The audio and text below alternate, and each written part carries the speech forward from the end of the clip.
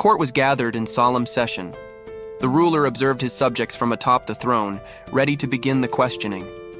He demanded to know about the progress of the railway works, impatient to discover when the repairs would finally be completed. The king lamented the situation, feigning deep concern for the suffering of the people who would have to endure that discomfort for months. However, the monarch's next suggestion chilled those present to the bone. He proposed a radical solution to test the loyalty of his ministers. The royal scribe frantically recorded everything, trying to keep up with the pace of that dangerous conversation without missing a single word. In a panic, the officials begged him to reconsider, desperate to avoid the cruel fate that was being offered to them. The king, however, seemed unyielding. He observed the collective hesitation and decided to pressure his subordinates even further. Fear gripped the ministers as they realized their complaints were being used against themselves. The sovereign merely smiled, amused by the absolute terror that his words had instilled in the room. With a casual gesture, he made a calculated pause, waiting for the weight of his authority to crush any remaining resistance. The scribe tried to continue his work, but the tension in the air became unbearable as he transcribed the tyrannical speech. Suddenly, his hands froze. The recorder's body trembled involuntarily at the absurdity he had just heard. The shock was so great that he stopped completely, paralyzed and unable to process the order he needed to document. But the king's veiled threat forced him back to reality. The scribe realized he had no choice but to obey. Swallowing his dread, he resumed typing, forced to record the monarch's immeasurable grace while trembling with fear. The subordinates complied with the cruel order. The palace plunged into a heavy silence, sealing the fate of those who would suffer from the royal decision. The monarch finished his drink calmly. He felt no remorse, just a casual satisfaction with the exercise of his absolute power. His mind, however, was already far away. The king grew impatient with the slow progress, eager for his true plans to finally take off. Meanwhile, far from the court, the rhythmic sound of metal against metal filled the air. A blacksmith worked tirelessly in the solitude of his workshop. The craftsman shaped the piece with precise blows. He was totally immersed in his craft, oblivious to the outside world and the passing of time. The man prepared to cool the steel. The phone rang insistently beside him, but he chose to ignore the interruption so as not to lose focus. The door was suddenly kicked open. Kim Jin-ho stormed into the place yelling, furious at being ignored so many times by his colleague. Startled, the blacksmith reacted by instinct for defense. He swung the hot tool sharply, nearly hitting the visitor with the glowing metal. Jin-ho froze in place instantly. The newcomer realized how close he had come to a serious accident and swallowed hard, sweating cold. Regaining his breath, the visitor shouted in protest at the scare. The worker finally stopped his movements, surprised by the sudden and noisy invasion. The blacksmith raised his protective gear. He recognized the man in front of him and asked casually when he had arrived, ignoring the near accident. Jin-ho stared at him, incredulous at such calmness. The tension in the workshop shifted from immediate physical danger to the discomfort of an unexpected meeting. The visitor approached with a suddenly threatening look. His expression darkened, suggesting a severe reprimand was about to happen. The craftsman scratched his neck, visibly confused. He sensed the abrupt change in the atmosphere, but did not understand the reason for such hostility. However, the aggression was just impatience. Jin-ho held out a bag with provisions for the blacksmith, shifting the focus of the conversation to something more practical. Kim Jin-ho criticized the lack of cleanliness of the place, questioning the evident sloppiness in the blacksmith's work environment. Suddenly, a specific object captured his interest, interrupting his complaints about the hygiene of the workshop. The blacksmith, carrying his materials, stopped confused by the visitor's sudden change of attitude.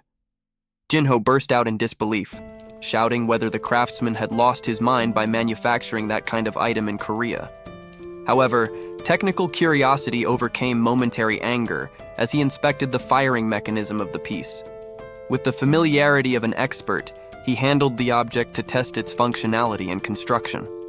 It was then that he noticed an absurd technical detail in the composition of the material that made no sense for that purpose.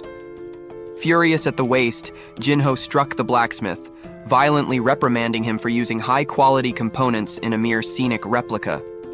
The craftsman recoiled, stunned by the physical aggression and not understanding the reason for so much hostility over a strand of steel. Jinho's aura became threatening as he cornered the poor worker, demanding explanations. His attention, however, soon drifted to the shelves stocked with substances that definitely didn't belong in a regular blacksmith shop. Suspicious, he approached the vials to investigate the nature of those suspect chemical compounds. The realization of the potential danger of those materials made his fury return, turning once again against the cowering blacksmith. A heavy silence fell over the workshop as the gravity of those illicit fabrications became evident between the two. But before the discussion could continue, a metallic and unpleasant smell invaded the air, making Jinho cover his nose in disgust. A voice from outside broke the tension. The casual comment about working in the fields contrasted absurdly with the danger inside the workshop. The sudden interruption made them both freeze. The fear of being discovered momentarily outweighed the dispute between them, forcing them to react. Kim Jinho gripped the blacksmith's shoulder firmly. It wasn't a gesture of affection, but a silent and urgent command for him to keep his composure. The grip intensified, conveying a clear threat. Jinho needed the craftsman to collaborate in this charade, to mislead anyone passing by. Outside, nature continued its course, oblivious to the dangerous conspiracy and the contained panic unfolding behind those walls. They quickly put on their social masks. Jinho shouted banal instructions about storing food in the refrigerator, staging a normal farewell to deceive any listener. With the act completed and the alibi established, the visitor turned on his heel and walked away, leaving the place with hurried steps. The blacksmith sighed, relief mixed with anxiety. He turned his attention back to the materials on the workbench, knowing that the real work was not yet finished. With careful hands, he unlocked a small wooden box. That container held the most volatile and crucial secret of his entire operation. The contents were terrifying. The craftsman knew that those simple vials contained a destructive power equivalent to high-powered explosives.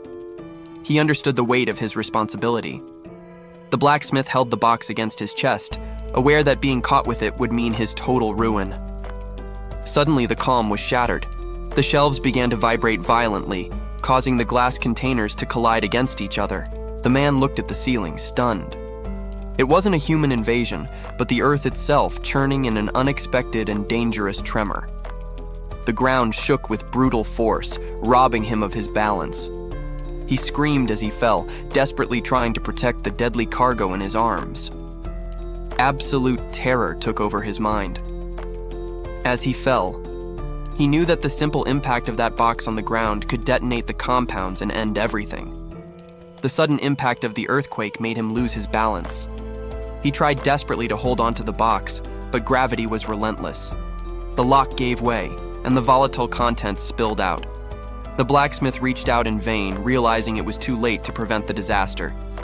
Time seemed to slow down as the vial touched the ground. There was no longer any way to avoid the impending catastrophe. The chemical compounds reacted instantly, unleashing a chaotic and lethal chain reaction that filled the entire environment. A blinding light consumed his vision. In that final moment, the man's consciousness completely dissolved before the released energy. The explosion swept through the workshop, obliterating everything in its path. The silence of death soon replaced the roar of destruction. Darkness eventually gave way to light again. However, the faces staring down at him were complete strangers. The man approached, shouting with joy and announcing to his wife that the newborn had finally awakened. Beside him, the woman watched him with a maternal and gentle affection. She seemed deeply relieved to see her son's eyes. The protagonist tried to understand what they were saying, confused by the archaic dialect. It was then that he noticed the fragility of his own limbs and strange clothes. Before he could process the change, he felt himself lifted into the air. The surrounding environment confirmed that he was no longer in his time. Panic set in as he stared at the couple. He had no idea who these people were or how he had gotten there. The absurd reality of his situation solidified. He had been reborn as a baby in the Joseon era, far from his explosive end. Lying in the crib, he began to strategically analyze his new life. His adult mind remained intact and sharp inside that fragile body. The baby concluded that demonstrating excessive intelligence would attract the dangerous envy of the throne. He decided then that it would be safer to feign mediocrity, to avoid political problems and exhausting studies. The protagonist realized that being the eldest son, his position carried expectations. However, he saw there a unique opportunity. That new life seemed like the ideal setting to dedicate himself to his hobbies, as long as no one suspected his true ability.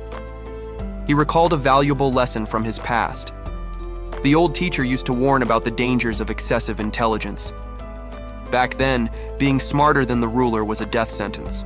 Survival depended on not posing a threat. The baby immediately understood what he needed to do. To live in peace, he would have to conceal his adult mind. He decided to play the part of an ordinary, harmless child. An innocent laugh was his first act of deception. His parents watched their son grow, completely unaware of the calculating intellect hidden behind that childish facade. As the years passed, the family sought guidance about their heir's future, worried about his development. Initially, the joy of having a healthy son was enough. The couple celebrated every moment without imagining the charade unfolding before them. They surrounded him with excessive care and affection. The young man accepted the protection, staying true to his strategy of appearing mediocre. Time passed, but the boy's gaze remained devoid of purpose. He tried hard not to show any sign of brilliance. In social situations, he acted with deliberate clumsiness. It was better to be seen as a fool than as a political rival. However, the strategy came at a cost. His parents' concern turned into disappointment when they realized their son wasn't meeting academic expectations. The ultimate proof of his supposed incompetence arrived. The low grades confirmed the family's fears and the effectiveness of his plan. The father's frustration exploded at the school failure. The protagonist endured the reprimand stoically, knowing that this humiliation guaranteed his survival. The young man suddenly interrupted his thoughts, focused on a new idea that demanded absolute precision. He dedicated meticulous hours to engineering, building functional models of steam engines with tiny parts. The obsession with details was technical. He sought to understand the exact mechanics of the machines of that era. His curiosity also led him to a blacksmith's workshop, where he became fascinated by the lethality of a real blade. The practical learning accumulated in boxes and projects, expanding his repertoire far beyond theory. He then decided to test his physical and mental limits, forging complete plate armor based on ancient historical records. Meanwhile, the news on television warned about a chaotic event involving a pedal-powered plane over the river. His father, realizing what was on the screen, rose from the sofa shouting, overcome with indignation. The patriarch's fury dominated the room. He pointed the remote control as if he could turn off the reality of that shame. The mother, however, felt only a cold dread as she recognized the name of the person involved in that madness. It was Kim Jin-ho again, defying gravity and common sense with a reckless smile on his face. The protagonist, oblivious to the scandal he was causing on TV, simply adjusted his shoe on the living room floor. The father continued to complain at the table, insisting that those inventions were useless, while the son watched in silence. Tired of that repetitive rant and with no intention of debating, the boy turned the doorknob of his room. The door closed firmly, creating a necessary barrier between his ambitions and his family's incomprehension. The protagonist remained isolated in his room, surrounded by the mess of his research. The only light came from the monitors, illuminating his obsessive dedication to work. Suddenly, his concentration was broken. Something on the screen made his eyes widen, sharpening his focus immediately. A notification appeared, breaking the digital silence. It was the message he had been waiting for, signaling a change in events. Meanwhile, the tension in Kim Jin-ho's family reached a critical point. The father barely contained his fury at the news, ignoring his wife's visible anguish. Everything went back to the time when Jin-ho left on a long sea voyage. He had left everything behind, seeking opportunities beyond the horizon. In foreign lands, he made deals and celebrated successes, believing he had found the path to prosperity far from home. However, The new discoveries distracted him from his original obligations, drastically altering his return plans. His stay abroad extended far beyond what was planned. Jinho felt on top of the world, completely ignoring how his absence was perceived in his homeland. But the reality check upon returning was brutal. The warm welcome he expected was replaced by a violent blow as soon as he crossed the door. He recoiled, stunned, and with his hand on his face. The physical impact, coming from the one he least expected, left him paralyzed and confused. Chaos erupted in the residence. The mother desperately tried to intervene, screaming to prevent her son from being expelled, appealing to the time he spent away. The gravity of the situation finally hit Jinho. He realized with astonishment that his adventures had cost his family's peace. Defeated by the weight of guilt, his legs gave way. He fell to his knees on the floor, abandoning any trace of pride or defense. In total submission, he lowered his head before his parents. With a choked voice, he admitted his mistake, accepting responsibility for his negligence. The father interrupted his fury, observing his prostrate son sternly. The sudden confession brought a heavy silence to the environment, leaving the mother apprehensive. Jinho felt the weight of exhaustion take over his shoulders, unable to share in the joy of others.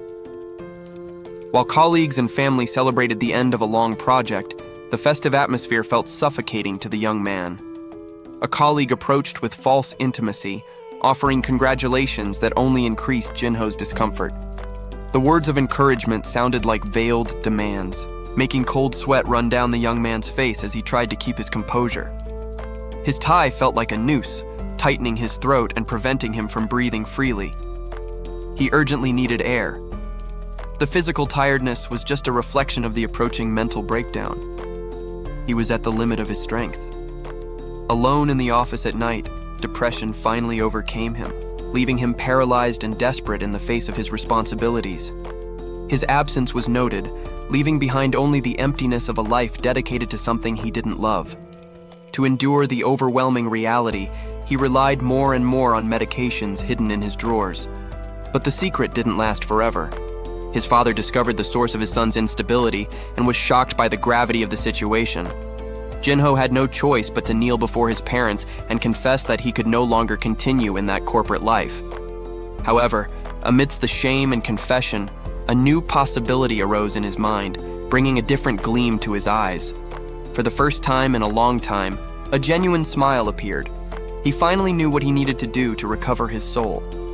Jinho handed in his resignation and left everything behind, standing before the place where he would build his true dream and follow his passion. And so, with a bang that marked the beginning of his new life, he began to work intensely. The protagonist awoke in his new body, still getting used to the fragility and sleep of a newborn. He laughed, enjoying the peaceful moment, while his mother watched him tenderly on the rug. The woman, however, interrupted his thoughts when she noticed something peculiar in her son's reaction. The days passed peacefully inside the chambers, with the mother dedicated to sewing while the baby moved freely. She smiled, feeling genuine happiness and deep relief to see the child's healthy growth. Time moved relentlessly forward, and winter soon covered the roofs of the complex with a blanket of snow. The seasons continued to change, bringing the vibrant colors of autumn and marking the passage of years. A grand celebration was prepared, displaying piles of traditional sweets to commemorate an important date. The servants bowed in deep reverence, congratulating the young master on the festive occasion. The father raised his son with pride, presenting him, while the mother remained by his side, watchful. The boy, however, displayed a serious and analytical expression, completely out of sync with the innocence expected of a child. Upon noticing the family's presence, the officers present immediately stood up as a sign of respect and shock. Guards at the gate announced the arrival of the Grand Prince, fulfilling the reception protocol. One of them, however, broke the rigid formality and opened his arms with a strangely casual and modern greeting. The boy's parents froze, visibly confused by that disrespectful and unexpected attitude. The little prince felt firm hands holding him, suddenly removing him from his usual comfort. His father raised him high towards the sky, displaying the air with pride and paternal joy. The sudden movement and height elicited a spontaneous and charming laugh from the child. However, upon being returned to his mother's arms, the protagonist's adult mind began to process what he was seeing. He fixed his gaze on the face of the man in front of him, feeling a disturbing familiarity. The baby widened his eyes in shock, staring at his father with an intensity atypical for a newborn. The connection was made instantly when comparing that face with the image engraved on the modern coin from his previous life. He realized, stunned, that he had been reborn as the son of the nation's most revered historical figure. Memories of his past childhood, learning the alphabet created by that same man, flooded his mind. The legendary monarch just smiled benevolently, oblivious to the existential panic he was causing in his son. A cold sweat ran down the baby as he understood the crushing weight of the lineage to which he now belonged. The mnemonic song about the royal succession echoed in his head, confirming exactly where he fit into history. Still stunned by the revelation of his identity, he was sat up for the start of the traditional ceremony. The protagonist stared at the objects before him, knowing that everyone eagerly awaited his decision. Wealth, knowledge, longevity, or military power. The destiny he chose there would define the court's expectations. The little prince reached out hesitantly as the room held its breath to see which object would define his fate. Suddenly, something shone brightly, diverting his attention from the traditional items laid out on the table. The father watched in silence, unaware that the source of that luminous distraction came from his own adornments.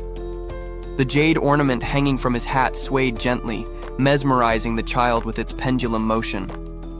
Time seemed to slow down, as if nature all around awaited the boy's decision.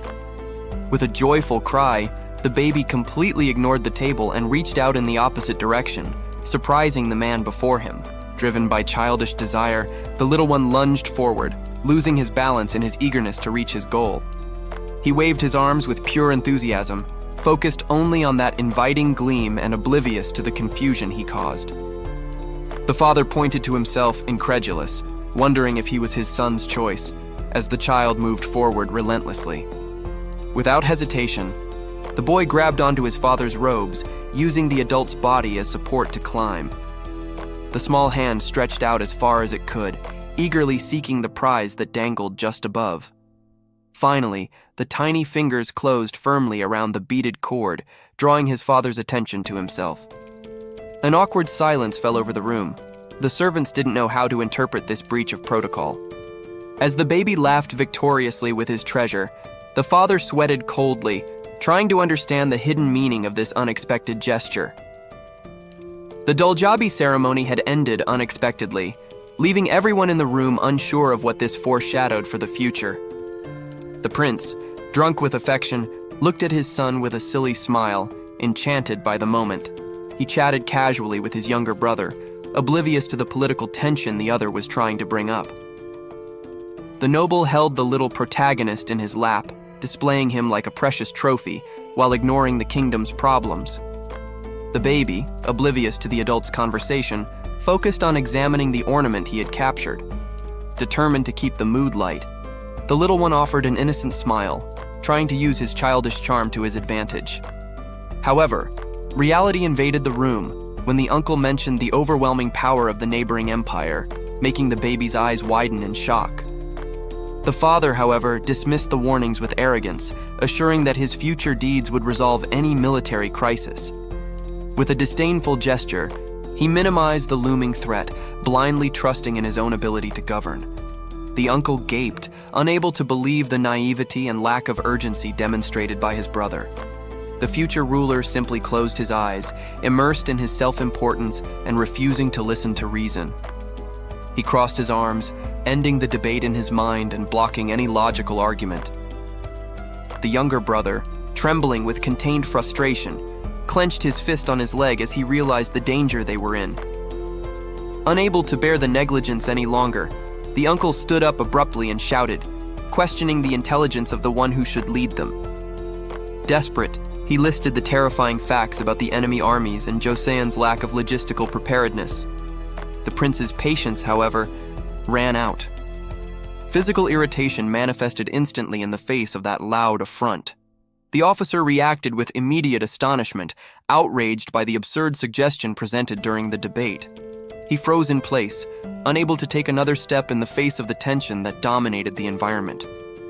The discussion exploded between the nobles, turning the court into a verbal battlefield where no one yielded. The gaze of one of them sharpened, suddenly realizing the gravity and danger of that political dispute. The frustration was palpable, forcing him to grit his teeth so as not to say something that would cost him his life. Meanwhile, the court watched with disdain the unpredictable behavior of the warlord's sons, deeming them unworthy. The question of succession hung in the air, raising doubts about who had the strength to take the throne.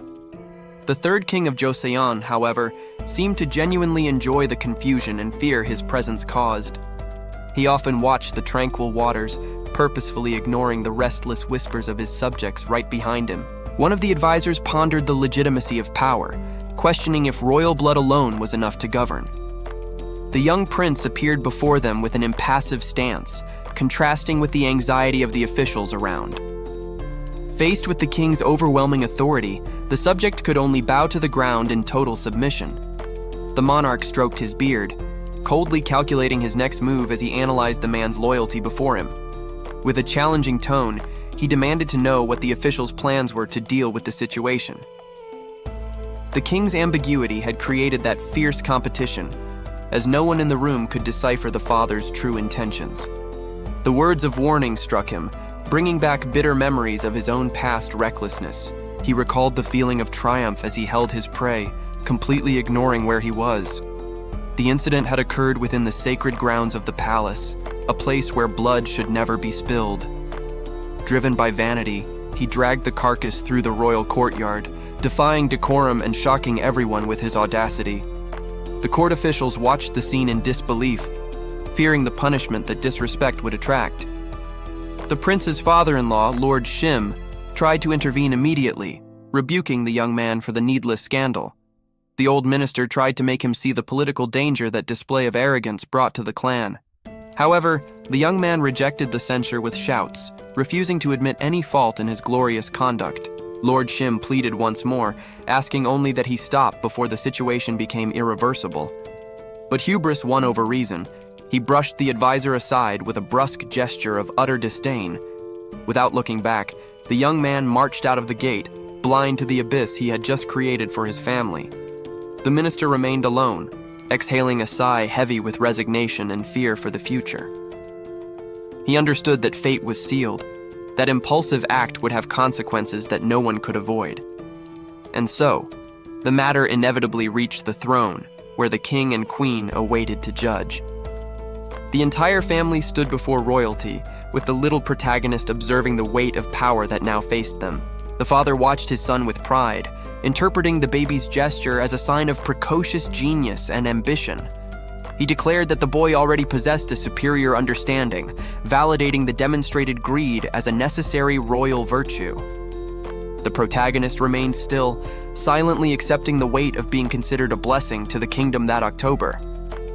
The grandmother smiled, pleased with how the ceremony was unfolding, oblivious or purposefully ignoring the underlying tensions.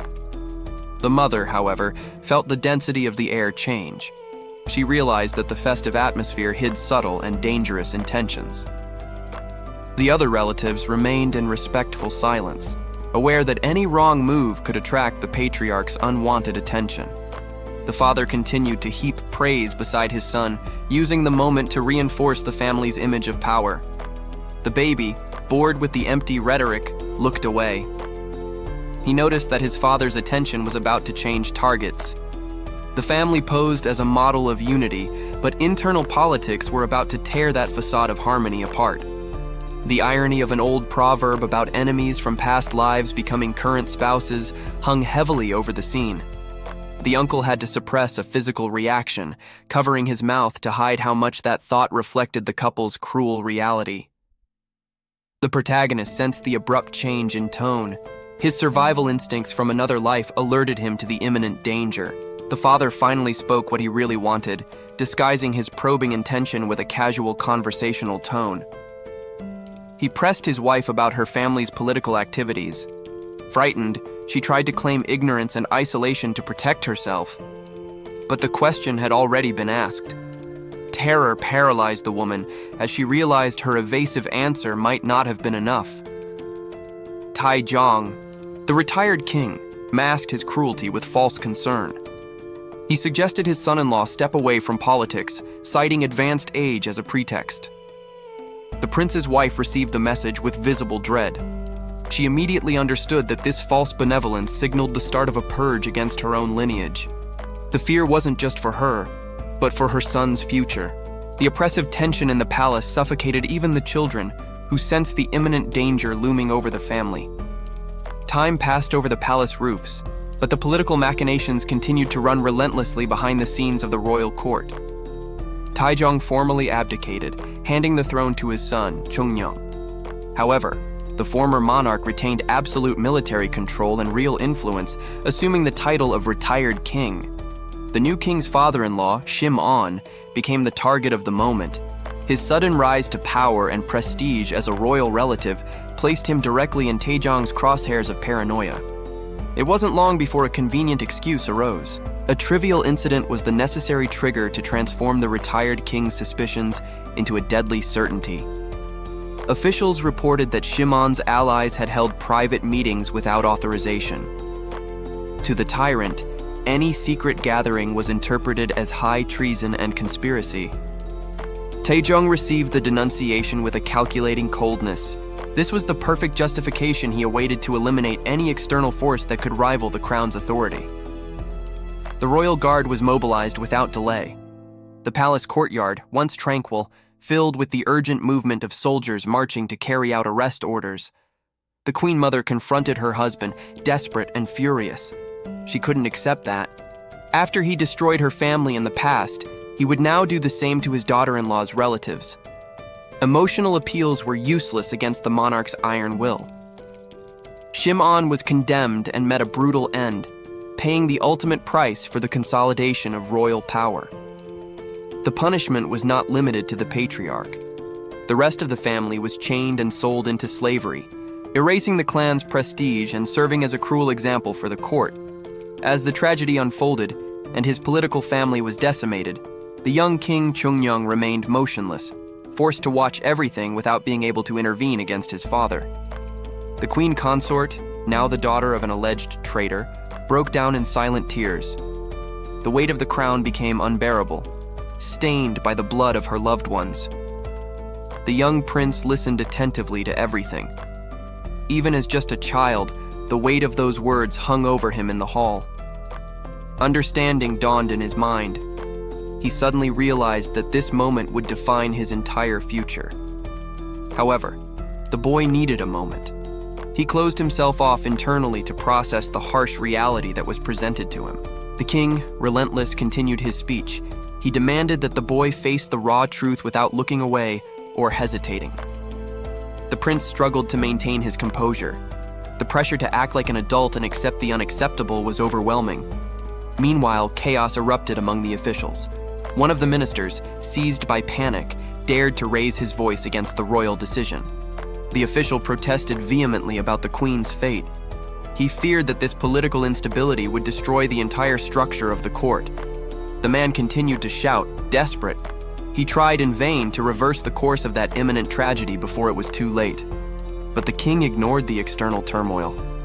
He was focused only on his heir's silent reaction to this ordeal. The monarch noted his son's posture with satisfaction. The boy remained still and controlled, proving that he possessed the cold blood necessary to rule. The young man then faced his destiny. The childish hesitation disappeared completely, replaced by the absolute certainty of one born for the throne. The ministers felt a collective chill. They realized with terror that the successor would not be an easy puppet to manipulate.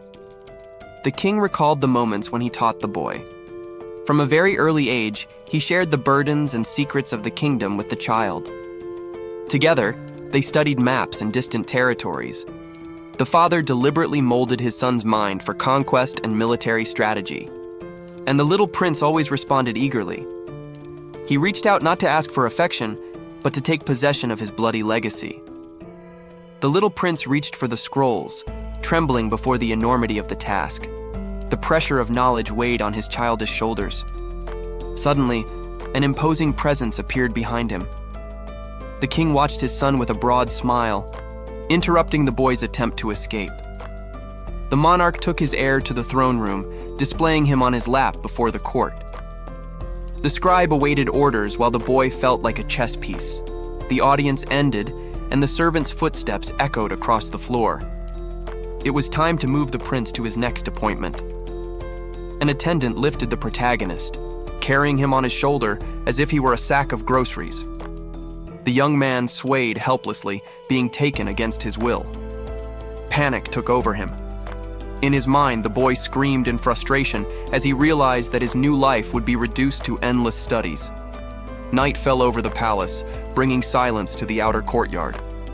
However, the prince's mind continued to work feverishly. Sitting in his chambers, he crossed his arms with determination. The young man decided that he would not passively accept this miserable fate of just reading and memorizing. He analyzed his father's profile. King Sejong was a fanatic for progress, obsessed with inventions, science, and practical improvements for the people. A brilliant strategy emerged.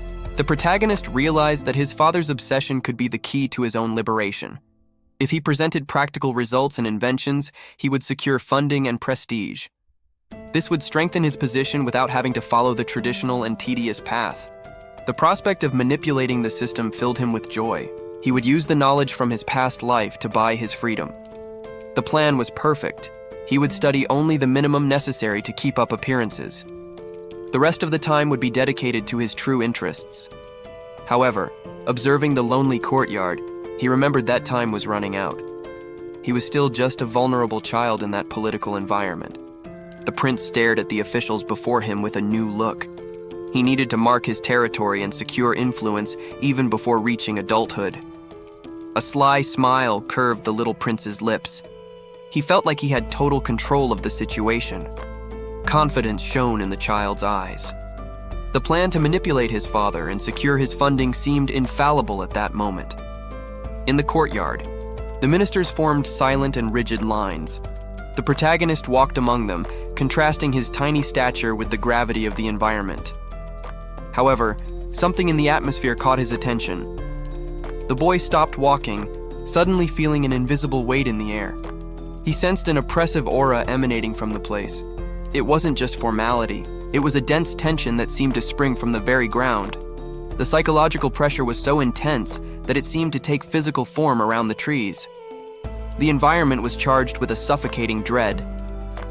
The smile instantly disappeared from the young boy's face. He understood that he had underestimated the real terror that this court experienced. The formal greetings echoed through the courtyard. The prince remained still, staring at the source of that overwhelming authority. Next to the adults, he seemed even smaller. The silence of the officials around him was not of respect, but of absolute fear. The sound of heavy footsteps echoed near him. The protagonist felt the approach of something inevitable and dangerous. He discreetly glanced at the rows of servants. He needed to confirm the extent of the effect his father had on them. The hems of the minister's robes trembled violently. The physical fear that those men felt was undeniable and visible. The boy gritted his teeth, frustrated and tense. The brutal reality of that era collided with his modern arrogance, making him curse in thought. Before everyone, the supreme authority concluded the royal lesson. The king remained impassive at his desk, oblivious to the panic his presence caused. The monarch, however, displayed an expression of genuine and benign satisfaction.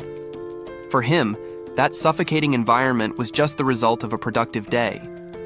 The little Prince Hyang analyzed the historical records with a concentration that defied his apparent age.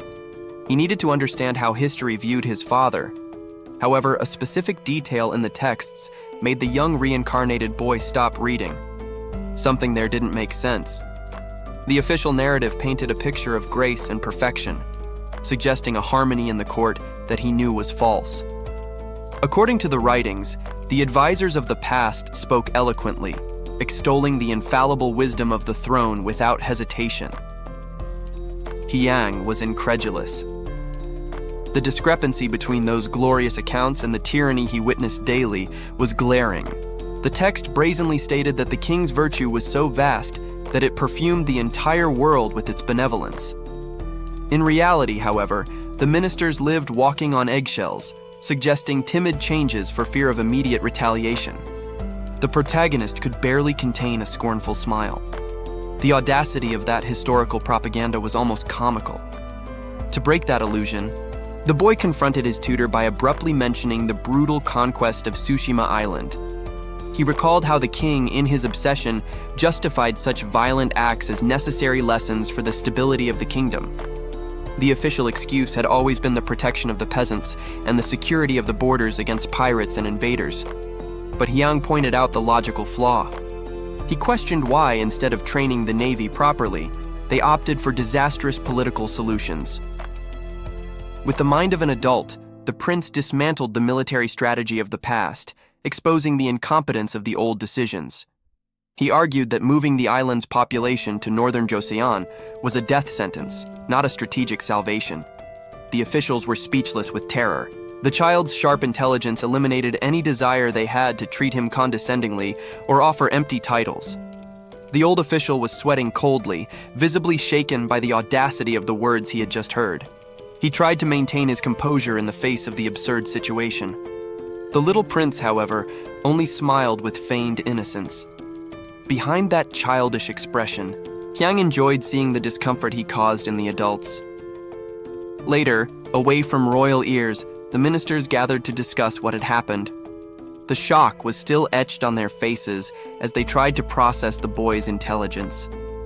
They debated incredulously about the frightening maturity demonstrated by the heir. It seemed impossible that a child could reason in that way. One of the officials pondered the future implications. He recognized that, although the talent was extraordinary, that insight could be dangerous. The group tried to mask their fear with nervous laughter. They agreed, with forced optimism, that they eagerly awaited the day he would take the throne. The laughter echoed through the palace courtyard, fading into the air. While the adults tried to convince themselves that everything was fine, the reality was quite different in the private chambers. Away from the court's eyes, Hyang's patience reached its limit. He hurled the book of classical studies against the floor with violence. The boy stared at the empty desk, indignant. He couldn't believe they still underestimated him with such basic questions and mediocre curriculums. Hyang let out a deep sigh of frustration. The boredom of having to pretend to be a normal child was beginning to suffocate his adult mind. It was then that a new resolution shone in his gaze. He realized that passively waiting for the right moment would no longer work. The protagonist clenched his fist tightly on the table. He decided at that instant that he needed to drastically accelerate his plans. Determination took over his childish face. If the court wanted to underestimate him, he would show everyone what he was truly capable of. Time flew by after that decision. Years later, in the third year of Sejong's reign, a grand official ceremony was organized in the royal courtyard. Hyang, now 7 years old, walked solemnly among the subjects. He was no longer just a prodigy baby, but a crown prince ready to act. The crown prince collapsed to the floor, defeated by boredom and mental exhaustion from daily tasks. He huffed, feeling the frustration grow. The body of a 7-year-old imposed irritating limits on his adult mind. Hyang looked at the paper in front of him and judged the result of his effort as absolutely abominable. The boy recomposed himself at the desk, holding the brush with disdain. Traditional practice seemed like a useless waste of time. He tried to write again, forcing the instrument to obey his will and draw firm lines. However, the protagonist suddenly realized that the fault was not only in his motor coordination. The ink dripped unevenly from the tip of the bristles, staining the precious paper uncontrollably. Hyang stared at the tool with contempt. That primitive and poorly made brush was the real culprit for the failure. He rested his chin on his hand, resigned. The technology available in that era left much to be desired. The young monarch reflected on his political position. Even with the royal title, his young age limited his authority to demand immediate changes. He blew on the fresh ink impatiently, trying unsuccessfully to save what was left of the blurred calligraphy. Suddenly, an idea cut through his thoughts like lightning. There was a technical solution to that problem. The scene changed to the rhythmic and heavy sound of hammers shaping incandescent metal in the royal workshops. Hyang entered the workyard, immediately receiving the respectful reverence of the blacksmiths who interrupted their service. The prince addressed the supervisor with a diplomatic tone. Behind the courtesy, he had a practical and specific goal in mind. The little prince walked towards his destination, humming a melody. He was eager to put his plans into practice. An official intercepted him with a deep bow. Hyang stopped, recognizing the formality required by his royal position. It was Lee Chang-ho, the supervisor of the ordnance cell. He was the man responsible for manufacturing the kingdom's vital equipment. Hyang cleared his throat purposefully. He needed to impose immediate authority to be taken seriously. The young prince directly questioned the competence of the current defenses. Lee Chang-ho listened, surprised by the audacity of those words. The supervisor stroked his beard, pondering. The criticism was valid, but it came from a completely unexpected source. Inside the room, the hierarchy was established. Hyang took the place of command, while his subordinates waited in tense silence. The responsible official bowed to the floor, feeling the weight of responsibility that the prince invoked on the safety of Joseon. Hyang wasn't just there to criticize. From his robes, he took out the document that would change everything. With a decisive gesture, the prince spread the design on the table. He challenged the supervisor to create exactly what was drawn. Lee Chang-ho approached to examine the paper. His expression changed from curiosity to shock upon seeing the content. The diagram detailed a mechanical and precise writing instrument. It was a technology far ahead of that era. The supervisor stammered, trying to understand the function and complexity of that small object. It defied all his knowledge. Hyang watched the man's confusion with satisfaction. He knew he was introducing a revolutionary concept. The prince smiled, confident. He would not accept a refusal. The modernization of the kingdom would begin with that simple instrument. The protagonist explained the crucial detail of the project. The tip needed a specific rounded finish to glide over the paper without tearing the fibers during writing. The craftsman listened to the technical explanation, stunned. The complexity and logic behind that small detail demonstrated engineering knowledge far beyond the prince's age. Hyang drew on his memory to ensure mathematical precision. He mentally calculated the exact proportions and units of measure needed to create the mold. The young man felt the pressure of the moment increase. He knew he couldn't get the numbers wrong, as the functionality of the entire invention depended on these meticulous calculations. The blacksmith stared at the boy, absorbing the instructions. The dynamic there wasn't of an adult with a child, but of a manufacturer receiving precise specifications from a designer. Hyang detailed the mass production method. He ensured that, with the correct mold, it would be possible to manufacture dozens of pieces daily just by hammering thin metal plates.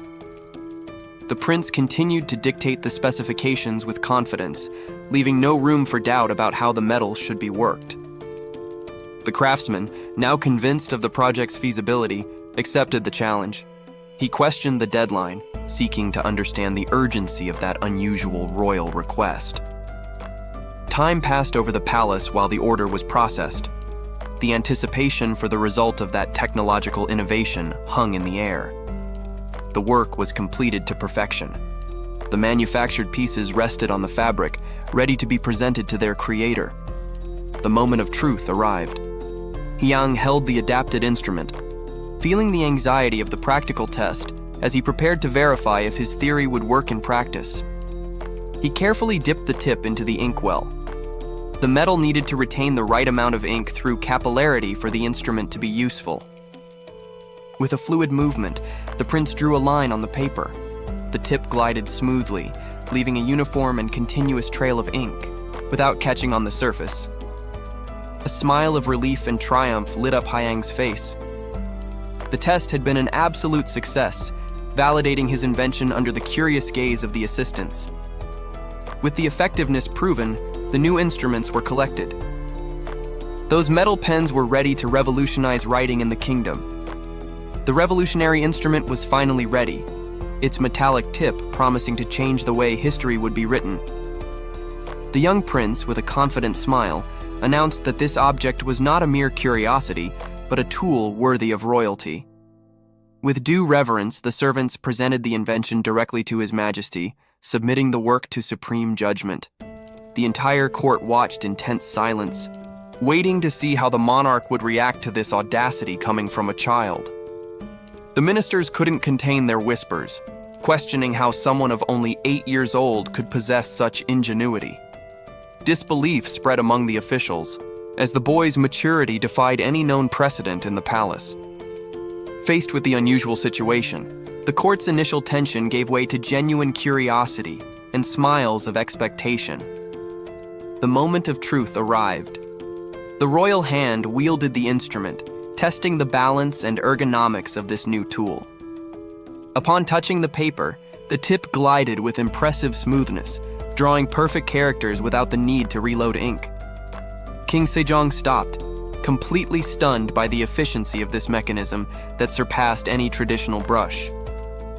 That moment would be marked in the historical records, the day the crown prince revolutionized writing in the 3rd year of the reign. The monarch, still fascinated, immediately realized the practical impact that this invention would have on the administration of the kingdom. Pleased with the result, the king turned to his prostrated son, recognizing the invaluable value of the gift. He raised the object with approval, admiring the refined technique that allowed such a constant and precise flow of ink. However, something in the sovereign's next words made the protagonist's attention shoot up in immediate alert. The young prince presented his invention with respectful reverence, anxiously awaiting his father's verdict.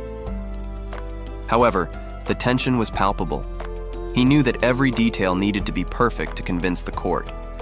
The king examined the instrument with genuine curiosity, surprised to notice the unusual engineering of this piece. He realized the clever mechanism that allowed the ink to lodge between the bristles in a controlled manner. The ink flowed smoothly to the tip, ready for continuous use without the need for constant dips. The protagonist explained the practicality of this innovation, arguing how it would facilitate the administrative work of the kingdom. The monarch's face lit up with joy. He immediately recognized the value of that brilliant idea. Without wasting time, the ruler turned to his assistants and ordered them to bring the prepared stock. He decreed that these special pens be distributed immediately to all historians and government officials present. The ministers remained motionless for a moment, stunned by the sudden order and the nature of the gift. The shock soon turned into pure admiration as they realized the usefulness of the object they held. The king observed the positive reaction of his subjects with immense satisfaction, proud of his heir's sagacity.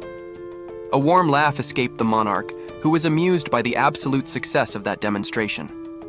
The tense atmosphere dissolved, and the officials unanimously praised the crown prince's profound wisdom.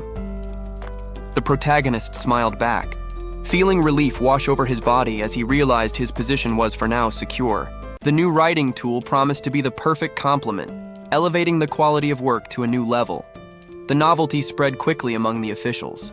They commented enthusiastically how the gold pens created by Prince Hyang were drastically transforming the routine of the entire kingdom.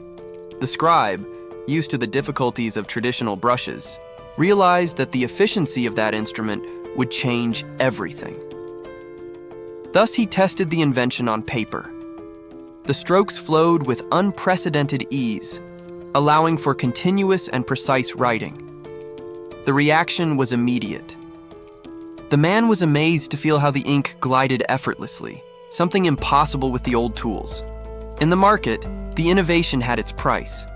The merchant stipulated a high value in measures of rice, but offered a strategic discount to ensure the sale, despite complaining about the cost. The deal was sealed, the payment was delivered, and the precious document, now signed with the new technology, was returned. Upon examining the pen closely, the official froze. The reality of the object surpassed any rumor he had heard. He focused his attention on the details of the metal tip, fascinated by the precise engineering that allowed such performance. Satisfaction took over him. The man laughed openly, holding his new treasure, completely won over by the prince's invention. The subordinate gave a respectful bow and withdrew, leaving the official to enjoy his acquisition. However, the scene did not go unnoticed. An observer analyzed the situation with a calculating look, pondering the consequences of that sudden popularity. Meanwhile, in the throne room, the atmosphere was tense. The king, noticing the agitation, demanded that his subjects report what was causing so much displeasure in the streets. The ministers did not hide their fury. They spoke out with indignation, reporting the events as an unforgivable affront. The entire court united in a clamor for justice. They demanded, before the throne, that those responsible be punished with the utmost rigor. The king pondered deeply on the matter presented. The gravity of the situation demanded a wise but firm decision. Small yet decisive steps echoed across the cold floor. Someone was approaching the center of the political discussion. The young crown prince observed the scene with surprise. The tension in the air was palpable, unlike the usual routine of the palace. The ministers demanded severe punishment for the transgressors. The court was unified in its indignation, awaiting only the final word. The boy tried to process the complexity of the problem. His concentrated expression, however, only aroused the silent adoration of the officials, who found the scene adorable. With a genuine smile, the heir decided to intervene. He seemed to see the situation from a much lighter angle than the adults. The boy turned his attention to the entrance of the hall. He waited anxiously to see who the accused were. The little prince's posture became rigid and attentive. He waited for the subjects to present themselves before the royal authority. The men threw themselves to the ground in absolute reverence. The group of merchants greeted the prince with the utmost respect and fear. The heir immediately recognized the situation. The surprise on his face indicated that this was not what he expected. The cause of all the commotion was finally revealed. The mysterious pen was raised, presented as the central proof of the conflict. The merchant was sweating cold, visibly terrified. He knew that carrying that strange object could be interpreted as a serious crime. The group formally identified themselves before the royalty. They remained prostrate, awaiting the judgment of their fate. The prince finally understood who they were. Curiosity and recognition replaced any trace of formality. The man trembled uncontrollably, expecting the worst. The fear of imminent punishment paralyzed him, unaware that the prince had other thoughts. The merchant felt a chill run down his spine as he faced the authority before him. He finally understood the gravity of where he had gotten himself into. The crown prince, however, did not seem interested in execution protocols. The young man questioned the origin of that merchandise with a surprising firmness for his age. The men trembled before the royal question. Fear paralyzed them, causing them to hesitate in answering, aware that any wrong word would cost their heads. The little monarch maintained his composure, patiently waiting for the subject's panic to subside so that dialogue could flow. The silence lingered, increasing the agony of the accused. The cold sweat betrayed that they expected the worst kind of punishment. Unexpectedly, the prince transformed the trial into a technical inquiry. He wanted to understand how the business worked, ignoring the tension around him. The boy's words caught the merchants off guard. They exchanged confused glances, as this did not sound like the death sentence they were expecting. The leader of the group could hardly believe what he was hearing. The heir's curiosity seemed to offer an escape route that no one had foreseen. The prince remained still, waiting to see if those men had the cunning necessary to understand his intention and seize the opportunity. However, the patience of the conservative ministers ran out. A violent blow on the table abruptly broke the atmosphere of negotiation. The crash startled even the little prince, who recoiled. The furious intervention of the older officials cut through his authority. The accusing minister pointed a finger, shouting calculations and offenses, condemning the merchant's greed as an unforgivable crime, and demanding his removal. The blood drained from the accused man's face. The official's fury confirmed his worst nightmares and sealed his fate in that instant. With no chance of defense, the order was executed immediately. Guards advanced and dragged the merchant away, ignoring his protests. The rest of the group watched the scene, paralyzed by shock. The brief hope that the prince had brought was crushed by the court's relentless reality. The crown prince turned his attention to the remaining subordinates. The heavy silence in the room indicated the terror they felt after seeing their leader dragged away. The boy, however, did not seem to share his father's blind fury. He analyzed the situation with a cold and calculating curiosity, pondering his next words. One of the merchants looked up, surprised and confused. What the young noble was saying sounded different from the summary condemnation they all expected to receive. Before the situation spiraled out of control, the prince intervened forcefully. He demanded the group's attention, preventing fear from completely paralyzing them. The men immediately prostrated themselves before the royal authority. The heir observed their submission, aware of the power his position carried in that judgment. The young monarch maintained a fixed and penetrating gaze. There was a seriousness in his posture that contrasted with his childish age, indicating he wasn't there to play. He decided to conduct his own inquiry right there. While the subordinate awaited tremulously, the prince prepared to test their knowledge of the mysterious object. Suddenly, a cunning smile appeared on his lips. The boy realized a unique opportunity in that crisis and decided he would take advantage of it. The merchant, sweating profusely, tried to formulate a coherent response.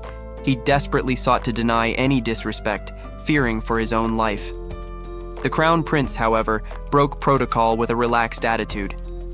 He gestured casually, agreeing with the logic presented by the man, to everyone's surprise. The answer satisfied the young man entirely.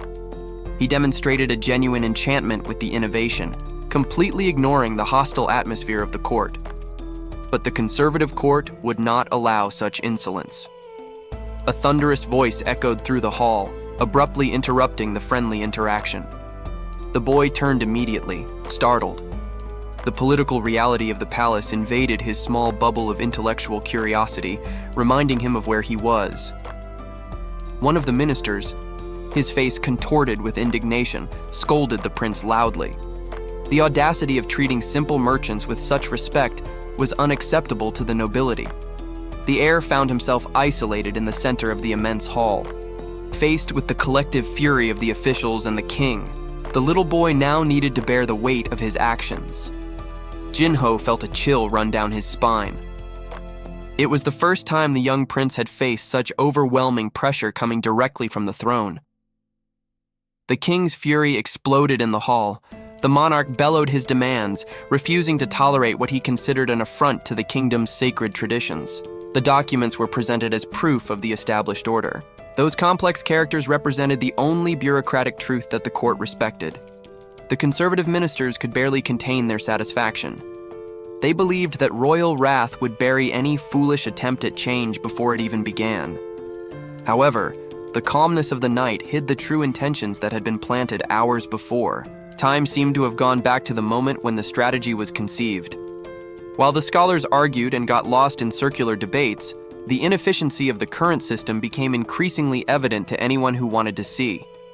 Jinho, however, maintained his unwavering posture. The prince knew that this was the exact moment to intervene and change the course of the discussion. He volunteered for the task, raising his hand to demonstrate that knowledge did not have to be a heavy burden. The previous fear revealed itself to be just a facade. The young man realized, with a cold satisfaction, that each piece on the board was moving exactly according to his plan. One of the advisors hesitated, caught by surprise. He suddenly noticed that the boy's confidence was not naivety, but the certainty of a strategist. The murmur of confusion took over the room. The arrogance of the ministers began to waver in the face of the heir's unexpected audacity.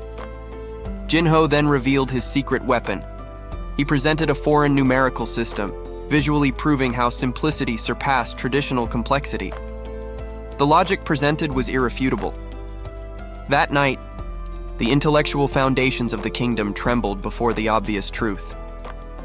As the final scroll was unrolled, the argument was sealed. Innovation had won the battle before the old ministers could even protest. May 10th of the 4th year of Sejong's reign marked a somber transition. With the death of the old king Taejong, the full weight of governance fell upon the shoulders of the successor. In the palace corridors, the officials whispered nervously. The absence of the old authority generated uncertainties about how the new decrees would be implemented. King Sejong, now in absolute command, felt the responsibility of each decision. He knew that the stability of the kingdom depended on his firmness at that critical moment. Suddenly, something interrupted the solemnity of the environment. A sudden perception cut through the air, drawing the attention of everyone present. The focus of the tension was the stored resources. Endless stacks of boxes represented the required tribute, a logistics that defied traditional accounting. The young prince's eyes widened as he grasped the magnitude of the problem. He realized that the miscalculation could cost the kingdom dearly. One of the officials tried to explain the situation, gesturing to justify the difficulty in organizing such a large quantity of goods. The monarch, however, remained thoughtful. The demand for tributes made by the Ming dynasty was a diplomatic and mathematical test he needed to solve. It was then that the boy intervened. With a confident smile and finger raised, he indicated that he had found a simple solution to the impasse. Sejong watched his son with genuine interest. While the adults saw problems, the little one's mind seemed to see clear patterns. The court, however, reacted with shock and indignation. The conservative ministers could not believe the audacity of a child interrupting a matter of state. Faced with disapproving looks, the prince felt his confidence waver. The weight of the hierarchy and the hostility of the adults made him sweat cold. An excited minister wasted no time and stepped forward, shouting to reprimand the insolence and restore the traditional order of the council. The man used his physical presence to intimidate the little one, hoping to silence that dissonant voice before it caused more turmoil. But the young man refused to back down. He opened his mouth, ready to prove that his intellect surpassed the arrogance of the old bureaucrats. The Minister of Taxation, Kim Jum, took the floor with a condescending smile. He believed he had the perfect argument to demoralize the heir's proposal. The official declared that such a foreign method hurt the dignity of Joseon. He used his authority to intimidate the boy, turning mathematical innovation into a cultural offense. Kim Jum's gaze narrowed with malice. He sought any sign of weakness in the young man, hoping that political pressure would make him give up. The crown prince gritted his teeth, struggling to maintain his composure. Although he felt the weight of the accusation, he refused to back down or show fear. King Sejong watched the clash silently from his throne. The monarch needed to decide between the tradition defended by his ministers and the efficiency proposed by his son. To the court's surprise, the royal order echoed through the hall. The sovereign decreed that, if the system was superior, it should be implemented throughout the nation immediately. The king justified his decision with ruthless pragmatism. He argued that practical results and the good of the people were the only validation needed. The young heir's eyes widened, astonished. His father's approval came loaded with a much greater responsibility than he had anticipated. Kim Jum was paralyzed, unable to process the turnaround. His attempt at sabotage had backfired, putting him in a delicate position. Panic spread quickly among the other officials. The prospect of such a radical and sudden change made them visibly nervous. The boy, however, absorbed the royal command. The initial shock gave way to an understanding of the monumental challenge that now rested on his small shoulders. The king, demonstrating the weight of his office, rubbed his forehead wearily. He was not just approving an idea, but imposing a rigorous test of competence. The Minister of Taxation tried to protest in despair. Disbelief took over his voice as he realized the magnitude of what was being demanded. The entire court held its breath as the monarch set the conditions. The tension between the old guard and the young innovator reached its peak. The deadline was stipulated, leaving Kim Jum in absolute shock. The king demanded that the administrative revolution be completed in just 1 month. The crown prince heard the criticisms that his work would be frivolous just because it was done by a child. The official's apology sounded empty in the face of prejudice. The young man pondered for a moment, calculating how to circumvent the closed minds of the bureaucrats. He needed to be strategic. Determined not to be intimidated, the boy prepared his defense. It was time to prove that his age did not define his competence. The concrete proof was presented before the assembly, a detailed compendium on world geography. King Sejong examined the material cautiously. The monarch was assessing whether this was just a toy or a useful tool for the kingdom. The Crown Prince took the floor, listing the practical benefits and the real value of that innovation. However, when he suggested that it operated like a business, the shock was general. The minister stared at the boy as if he had uttered a blasphemy. The seemingly simple book suddenly became the center of an ideological storm about profit and governance. The conservative reaction was explosive. An official shouted in protest, refusing to accept that royalty should engage in commerce. The atmosphere in the throne room became heavy and oppressive. The political tension reached its peak under the monarch's silent gaze. Realizing the blind obstinacy of the adults, the prince's mood changed. Gentle diplomacy would not work here. The young man exploded, confronting the officials directly. He questioned the hypocrisy of romanticizing poverty while living in the comfort of the palace. The minister was stunned, stammering in the face of that direct affront to traditional Confucian values that repudiated profit. The rest of the court watched in awkward silence. No one expected such ferocity and clarity coming from a child. The Crown Prince maintained his position, refusing to back down. He was willing to fight against the dogmas of the court for the good of the people. The prince argued fervently. He stated that extreme hunger would drive any parent, even a noble, to desperate measures to save their children.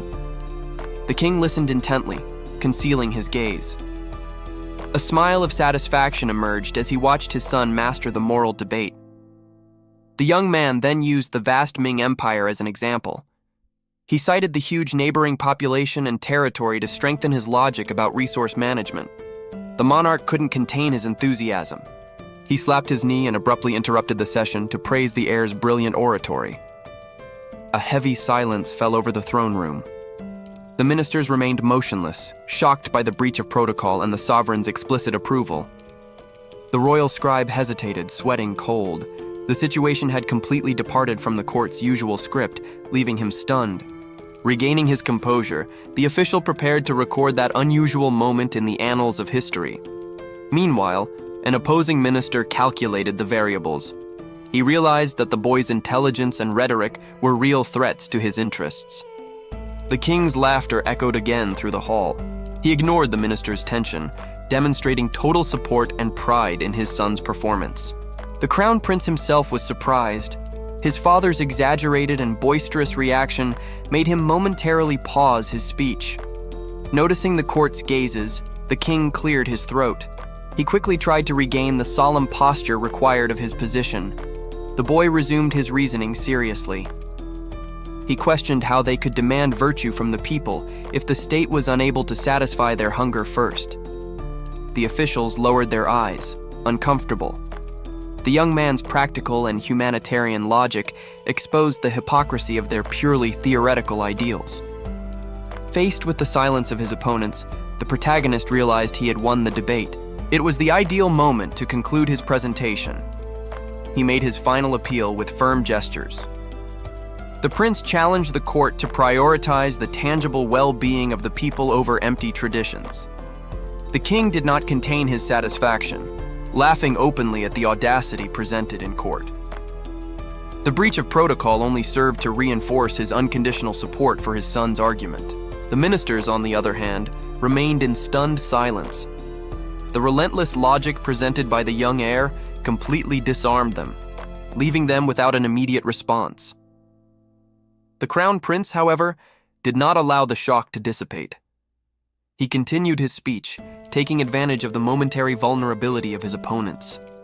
The boy questioned their passivity, arguing that human effort should come before hope for divine intervention. It was a direct challenge to the blind faith of the conservatives. The monarch watched with increased attention. Those words demonstrated a political maturity and a strategic vision far beyond his son's age. The proposed plan was practical and direct: stockpile supplies and medicines before the calamity arrived. Active prevention was the only acceptable response for survival.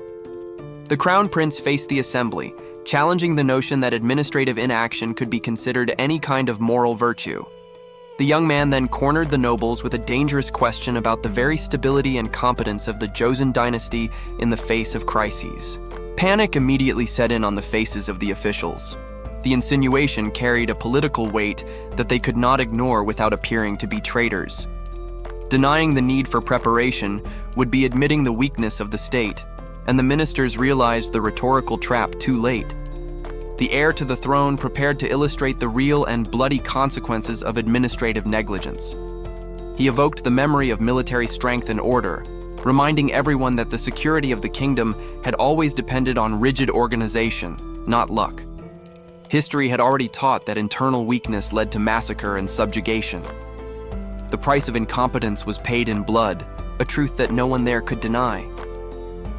The brutality of that historical comparison elicited an immediate cry of protest as the accusation wounded the pride of those present. However, the prince's gaze remained cold and unwavering. He knew that exposing that harsh reality was the only way to protect the people. The court officials realized the weight of the words they heard. Immediately, the group cried out for mercy in the face of the tension in the air. The king closed his eyes for a moment. He commented on the harshness of the historical comparison made earlier. A heavy silence fell over the hall. The crown prince remained motionless, awaiting his father's reaction to his audacity. The monarch finally spoke. He decided to address the central desire behind that argumentation. The young man looked up, surprised. The response was not the reprimand he expected. The ruler questioned the practical nature of the proposed work, demonstrating real interest in the logistical solution. The strategy was clear. The drought would not be overcome with prayers alone, but with infrastructure. New reservoirs needed to be built, and the old ones repaired to guarantee irrigation. Faced with the irrefutable logic of saving the people from starvation, the ministers had no way to protest. They just listened, defeated. Having exposed his plan, the boy made a respectful bow. He left the final decision in the hands of the throne. The king raised his hand, signaling his approval. His son's eloquence had exceeded expectations. With humility, the prince gave thanks. He expressed gratitude for the chance to participate in the kingdom's political decisions, even at such a young age. The sovereign accepted his son's words. There was a tone of acknowledgement in his posture as he responded. However, the conversation wasn't over yet. The monarch's attention shifted away from the boy. The king's expression suddenly darkened. Benevolence vanished, replaced by a cold fury directed at the others. Panic gripped the court once more. The ministers, terrified by the royal wrath, shouted oaths of loyalty and desperate pleas for mercy. The officials remained in the courtyard, stunned by the assembly's outcome. The heavy atmosphere indicated the session hadn't ended well for them. One of the older ministers couldn't contain his frustration and loudly scolded his peers, demanding they be more careful with their words from now on. Fear gripped him. The official realized the political situation had become a minefield, and any mistake would be fatal. An oppressive silence dominated the empty courtyard. No one dared to move or add more fuel to the fire after the king's wrath.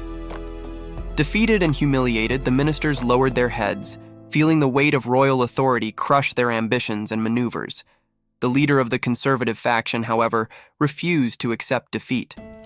He decided to play his riskiest card, threatening a mass resignation. The subordinate watched his superiors back in dread, realizing that wounded pride could lead them all to complete ruin. The minister reaffirmed his internal conviction. He believed he was the only one capable of saving the monarch and guiding him to what he considered the path of wisdom. Far away, the political tension gave way to a moment of calm, marked only by the soft sound of a cup landing on the table. In the inner chambers, news of the assembly's turmoil had already arrived. The young noblewoman questioned her brother about the morning chaos. The crown prince scratched the back of his neck, uncomfortable. He tried to downplay his role in the incident, feigning innocence about who had caused such a stir. His sister stared at him wide-eyed, momentarily shocked by his audacity and playing dumb about something so serious. The tension dissipated as she burst into laughter. The idea of her brother manipulating the entire court seemed ridiculous and hilarious to her. While she enjoyed the scandal and mocked the situation, the young man tried to maintain his composure, drinking his tea to avoid answering. But his gaze betrayed his thoughts. The prince knew exactly what he was doing and seemed pleased with the result of his provocations. The hot tea was served with precision, filling the cup in a moment of deceptive calm. The crown prince sipped the liquid with the serenity of an elder, savoring the aroma with his eyes closed. The princess watched the scene in amazement, unable to comprehend how a child could act with such gravity and etiquette. She whispered to herself that with each passing day, her brother seemed more like a middle-aged man trapped in a boy's body. Young Hyang simply smiled, pleased with the effect he was having and with the taste of the drink. While the servants performed their duties with reverence, the protagonist mentally prepared himself for the confrontation to come. He exhaled a long, audible sigh, clearing his mind of any trivial distractions. His relaxed expression vanished instantly, replaced by a sharp and deeply calculating gaze. The prince visualized the current power structure, imagining the court officials as small pieces in his hand. However, he knew that those political pieces didn't belong to him. They were figures he couldn't yet freely manipulate. Faced with his father's authority, Hyang recognized the harsh truth. The palace was full of men loyal only to the king. To ensure his political survival and the success of his reforms, he concluded that he urgently needed to form his own base of subjects. The boy recalled the production of his inventions, deciding to use the work of the artisans as leverage for his plan. The king, massaging his temples wearily, heard his son formally request the presence of the Merchant Guild representative to confirm the facts. The court was shocked by the audacity of summoning a commoner to the sacred hall, while the Minister of Taxation realized the real danger of that maneuver. The Crown Prince calculated his next step carefully. He knew he needed to challenge the norms to be heard. With a firm voice, the boy requested permission to summon the merchant troop representative. The silence that followed among the officials was deafening. The minister felt his blood boil. That suggestion was a direct insult to the dignity of the court and its sacred rituals. Panic began to set in. He realized that the young man wasn't just playing at governing. This was a dangerous political maneuver. The king, however, maintained his composure. Ignoring the general discomfort of his advisors, he decided to see how far his son would take this situation. Royal authorization was granted. For the first time, the rigid barrier between nobility and commoners was broken that day. The craftsman was brought inside. He prostrated himself immediately, crushed by the terror of standing before the kingdom's most powerful figures. The sovereign ordered absolute honesty from the man. The crown prince took command, ready to extract the truth he needed before everyone. The boy questioned the logistics of the deliveries. His question seemed innocent, but aimed to expose a specific flaw in the distribution. The focus of the discussion narrowed. Everything revolved around the production of that writing tool and who truly controlled it. The merchant revealed the destination of the rare pieces. He confessed, still bowed, that the item's exclusivity had been manipulated by a single person. The crown prince processed the confession in silence.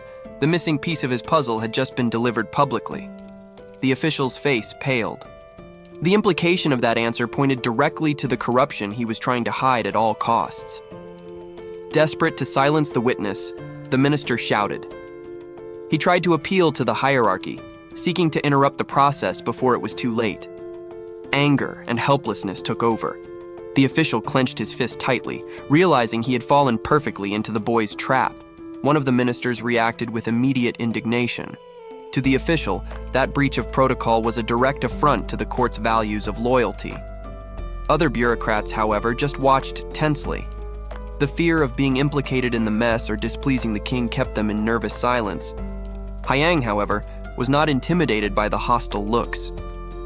The small crown prince took control of the situation with unwavering confidence. Before royal authority, the artisans remained prostrate on the floor. The group awaited their fate, fearing punishment for being there. The young man then began to explain the logic behind the production. He detailed, step by step, how the work would be organized to be efficient. He described an innovative process where each artisan focused on a single task, shaping and assembling the pieces separately instead of doing everything alone. The conservative officials exchanged confused glances. That concept of division of labor seemed strange and foreign to the traditions they knew. The artisan's representative confirmed the boy's theory. Even nervous, he explained that the new method drastically accelerated manufacturing time.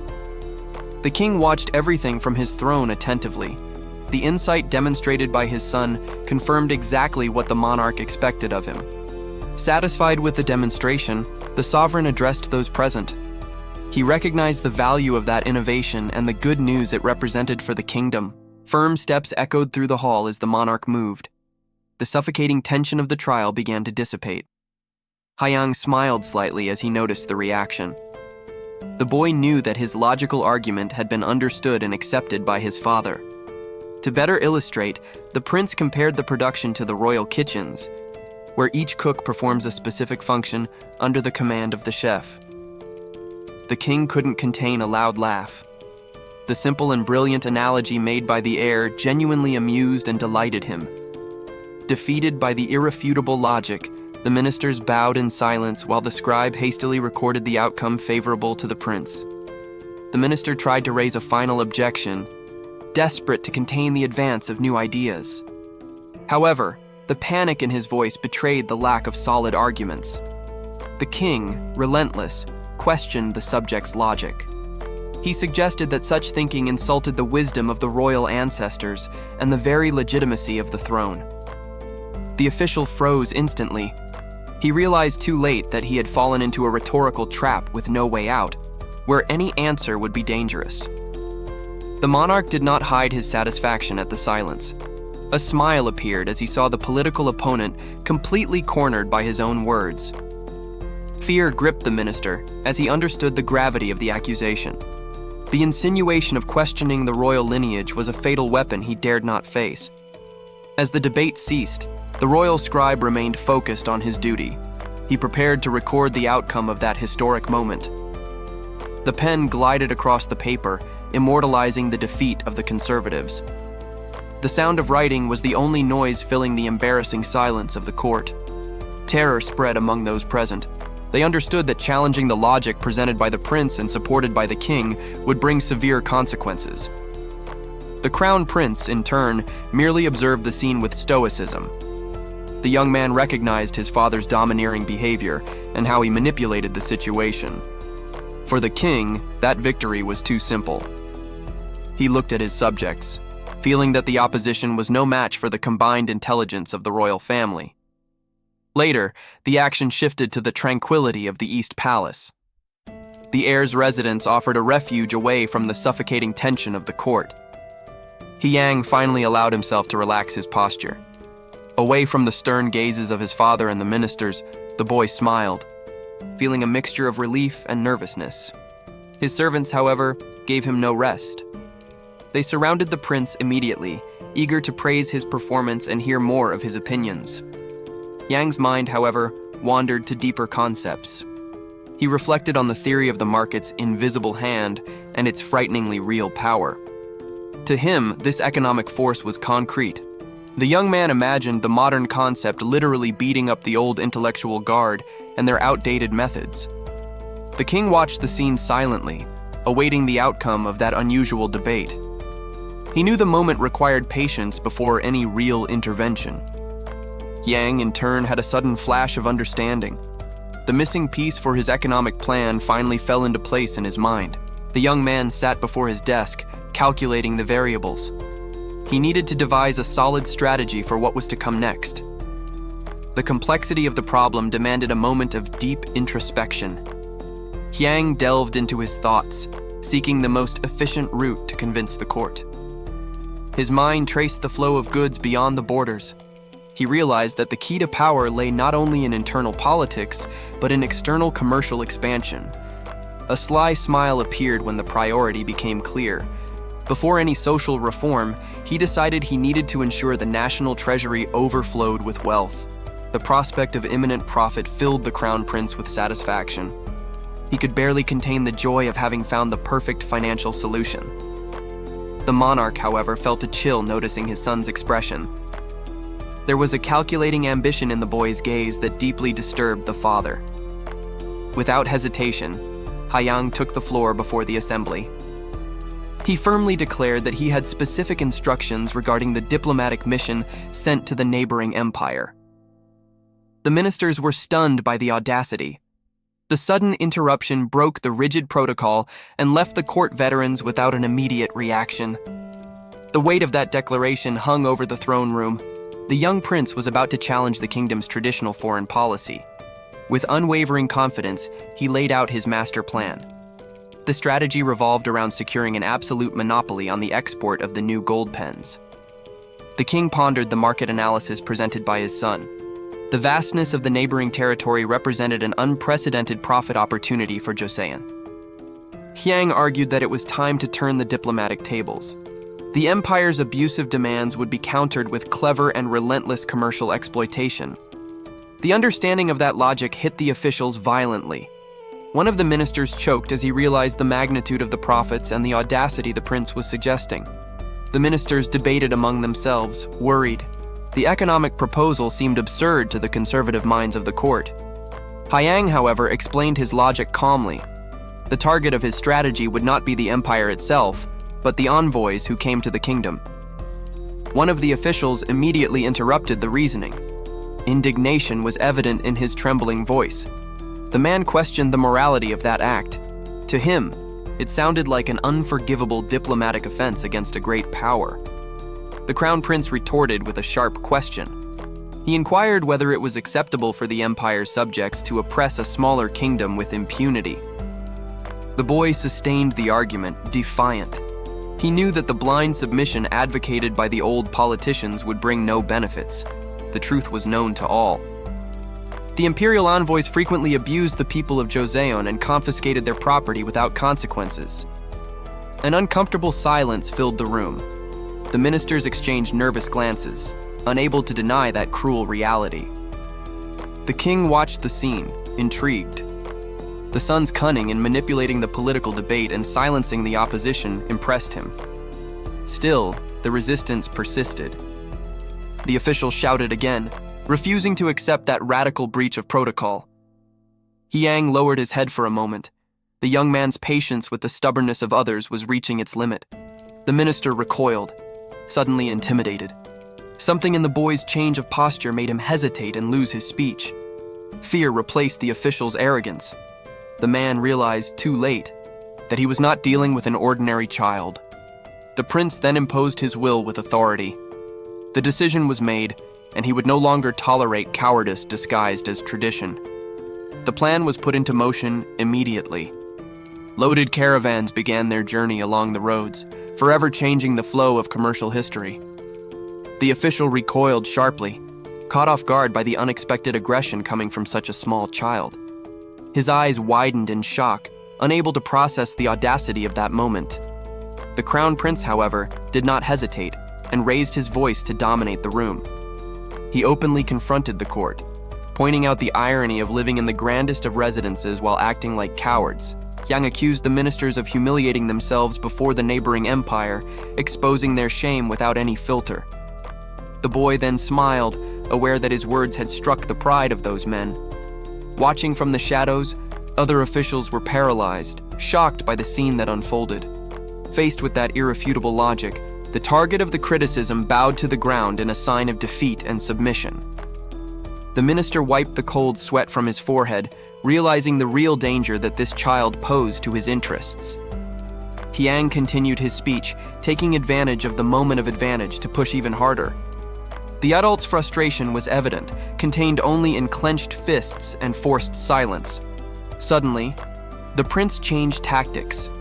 He threw himself to the ground, assuming the posture of a scared child calling for his father.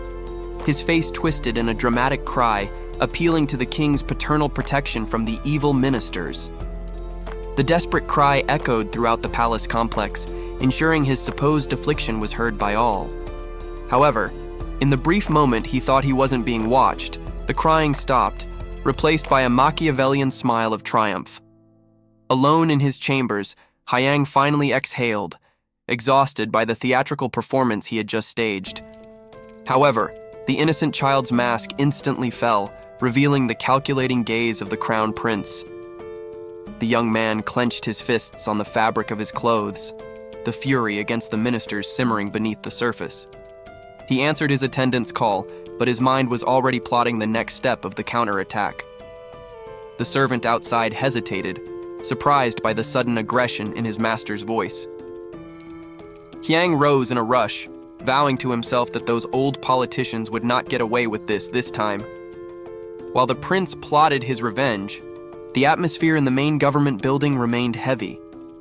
The king faced his officials in the courtyard, the air vibrating with a silent, oppressive tension. The monarch took a deep breath, struggling to maintain his composure in the face of his advisor's stubbornness. He reprimanded them severely, fed up with the constant obstruction and negativity that paralyzed the court. The ministers, sweating under the royal gaze, remained in stubborn silence, refusing to yield. The impasse seemed insurmountable, with the sovereign isolated on his throne before the bureaucratic barrier. Suddenly, something out of the ordinary caught the ruler's attention, interrupting the discussion. Hurried footsteps echoed through the courtyard, a blatant breach of protocol that made everyone turn around. An officer appeared breathless before the throne, bringing an urgency that immediately silenced the political disputes. An uneasy murmur ran through the court. The ministers exchanged nervous glances, sensing that the situation was about to spiral out of control. The eunuch at the entrance froze, pale. He realized too late the gravity of the message that had just been delivered. Shock spread among the officials like a wave. The crown prince's audacity had exceeded all acceptable limits of the court. Disbelief took hold of those present. No one expected the young man to challenge authority and customs so directly. The king exploded with fury upon hearing his son's moralistic justification. That insolence sounded like an unforgivable provocation to his authority. Unable to contain his anger, the monarch decided to act immediately. He needed to personally confront this affront. The sovereign marched through the courtyard with heavy, determined steps. His ministers followed him, fearing the confrontation to come. A breathless messenger intercepted the king's path. The urgency in his steps indicated that there were more problems to report. The subordinate bowed, trembling before the enraged ruler. He brought news about the recent orders given by the prince to the royal archives. Fear paralyzed the officer for a moment. He knew that reporting the heir's actions at that moment was extremely dangerous. Upon discovering that the prince had ordered a complete audit of diplomatic gifts since the founding of the kingdom, the king's fury reached its peak. Far away, in the inner chambers, a sudden noise at the door interrupted the queen's peace. A court lady burst into the room, forgetting all etiquette. The chaos of the court had reached the ears of the inner palace. The servant tried to catch her breath to speak. The news was too urgent to wait for formalities. The queen listened to the account with growing astonishment. She immediately understood the mortal danger her son had attracted to himself. The queen arrived at the royal courtyard in total despair. She knew she had to intervene immediately to prevent the conflict between father and son from becoming irreversible. Inside the hall, the king imposed his authority on the young heir. He reprimanded the boy severely, furious at the audacity shown before the court. The ministers outside whispered, fueling the tension. The prince's mother realized that the scandal had already taken on dangerous proportions before the officials. The sound of screams coming from inside made her shudder. She understood that it was not just a difficult conversation, but a complete crisis. However, the crown prince refused to back down. The boy raised his voice to defend his arguments, openly challenging his father's logic. That insolence was the last straw. The monarch lost the rest of his patience, unable to tolerate such disrespect from a child. Shock paralyzed everyone in the courtyard. The queen heard the argument escalate and felt panic rise, fearing for her son's physical safety. Ignoring any royal etiquette, she ran up the stairs. The need to protect the boy outweighed any rules of decorum at that critical moment. She threw open the doors of the hall, barging into the room. Her abrupt entrance aimed to interrupt the judgment before it was too late. The king, however, barely registered the interruption clearly. His fury was entirely focused on the punishment he deemed necessary to restore order. A heavy silence fell over the room with her arrival. But the maternal presence was not enough to stop the march of royal discipline. The queen watched helplessly as the scene unfolded. She realized with horror that she was seconds too late to prevent the violence. The punishment rod cut through the air with a sharp whistle. The time for words was over. The king decided to teach the lesson through pain. The blow struck the prince's legs with brutal force. The boy gritted his teeth, enduring the physical punishment for his intellectual audacity. The rod came down again, marking the skin. The father listed the lack of manners as the third sin, engraving discipline on his son's body with each strike. The queen could no longer contain her anguish. A cry of pain escaped her lips as she witnessed the severity of the physical punishment imposed on her own son. The ministers remained still, cold sweat betraying their collective nervousness. The abrupt disruption of a royal discipline ritual left them unsure where to look. The king paused his movements, but his posture remained implacable. He stared at the intruder, making it clear that his absolute authority should not have been challenged in that way. Faced with her husband's coldness, the queen broke down emotionally. Tears flowed freely as she tried to catch her breath, devastated by her powerlessness before the sovereign. Without offering any comfort, the monarch turned his back. He decided that the audience was over and withdrew, taking with him the suffocating tension of the judgment. The queen remained in the courtyard, trembling uncontrollably. Behind her, the officials watched the scene in shock, fearing the political repercussions of that public emotional breakdown. However, sadness soon gave way to sudden indignation. She took a deep breath, preparing to verbalize the frustration burning in her chest, refusing to be silent. Turning sharply, she vowed never to forget that humiliation. The promise was made with a fierce determination, marking the beginning of a deep resentment against what had happened. The court officials lowered their heads, ashamed and frightened. Witnessing open discord in the royal family was a dangerous omen for all of their careers. The day came to an end over the palace, but peace did not return. The silence of twilight only masked the tension that continued to grow behind the scenes of power. Later, behind closed doors, the queen's hand came down violently. The blow cracked against the mattress, a gesture of extreme frustration, deliberately missing the target. She scolded the crown prince, calling him reckless. The boy cowered on the floor, frightened by his mother's sudden and desperate outburst. The young man remained lying down, his heart racing. He realized that, this time, her fury did not stem from hatred, but from a deep fear of losing him. He watched her in silence, processing the shock. The boy finally understood that his actions had placed his entire family in an extremely vulnerable position. The queen's energy faded as quickly as it had appeared. She slumped down, exhausted and with a lost look, consumed by the overwhelming weight of trying to protect her son. After the harsh lesson, the mother embraced the young prince on the cold floor. In that moment of vulnerability, she sought to comfort her son from the severity he had just witnessed. Meanwhile, in the main hall, the atmosphere was suffocating. The king waited on his throne, watching his subjects with a menacing stillness. The monarch remained in absolute silence. His impenetrable expression made it clear that his patience was wearing thin. One of the attendants widened his eyes. He realized, with astonishment, the gravity of what was about to be revealed to the court. Cautiously, the servant presented the requested records. The king then turned his attention to the documents that contained the crucial evidence. Upon analyzing the content, the sovereign confirmed his suspicions. He murmured, processing the scale of the problem he had on his hands. One of the ministers stepped forward to expose the situation. He confronted his peers, revealing indignantly that the embezzled goods amounted to the entire annual budget of the kingdom. The other officials felt the impact of the accusation. The cold sweat on their faces betrayed their fear of being implicated in that monumental scandal. Panic silently settled among the ranks. None of them dared to raise their eyes or contest the facts presented. The king's fury finally exploded. He struck the arm of the throne violently, making the crash echo through the room and silence any whispers. His tolerance had completely run out. The ruler glared at his subordinates, trembling with indignation. He shouted questions about the competence of his ministers. His voice thundered through the hall, demanding to know how such negligence had been allowed. Immediately, everyone bowed in absolute panic. The group cried out for forgiveness in unison, terrified before the royal wrath. However, the king did not accept mere apologies. He imposed a fatal deadline of 2 hours to resolve the issue, under penalty of high treason, and the ministers accepted the order in despair. Later, under the night sky, the king contemplated the lonely moon. The weight of those decisions and the future of the kingdom now rested solely on his shoulders.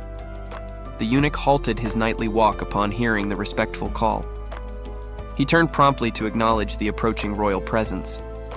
The queen gazed at him under the moonlight, but there was no anger on her face, only a palpable maternal concern that needed voicing. She hesitated for a brief moment, seeking the right words to express the anguish tightening her chest regarding recent events. Finally, the woman confessed her unease, noting that the tutor's demeanor had been excessively rigid and severe during that day's lessons.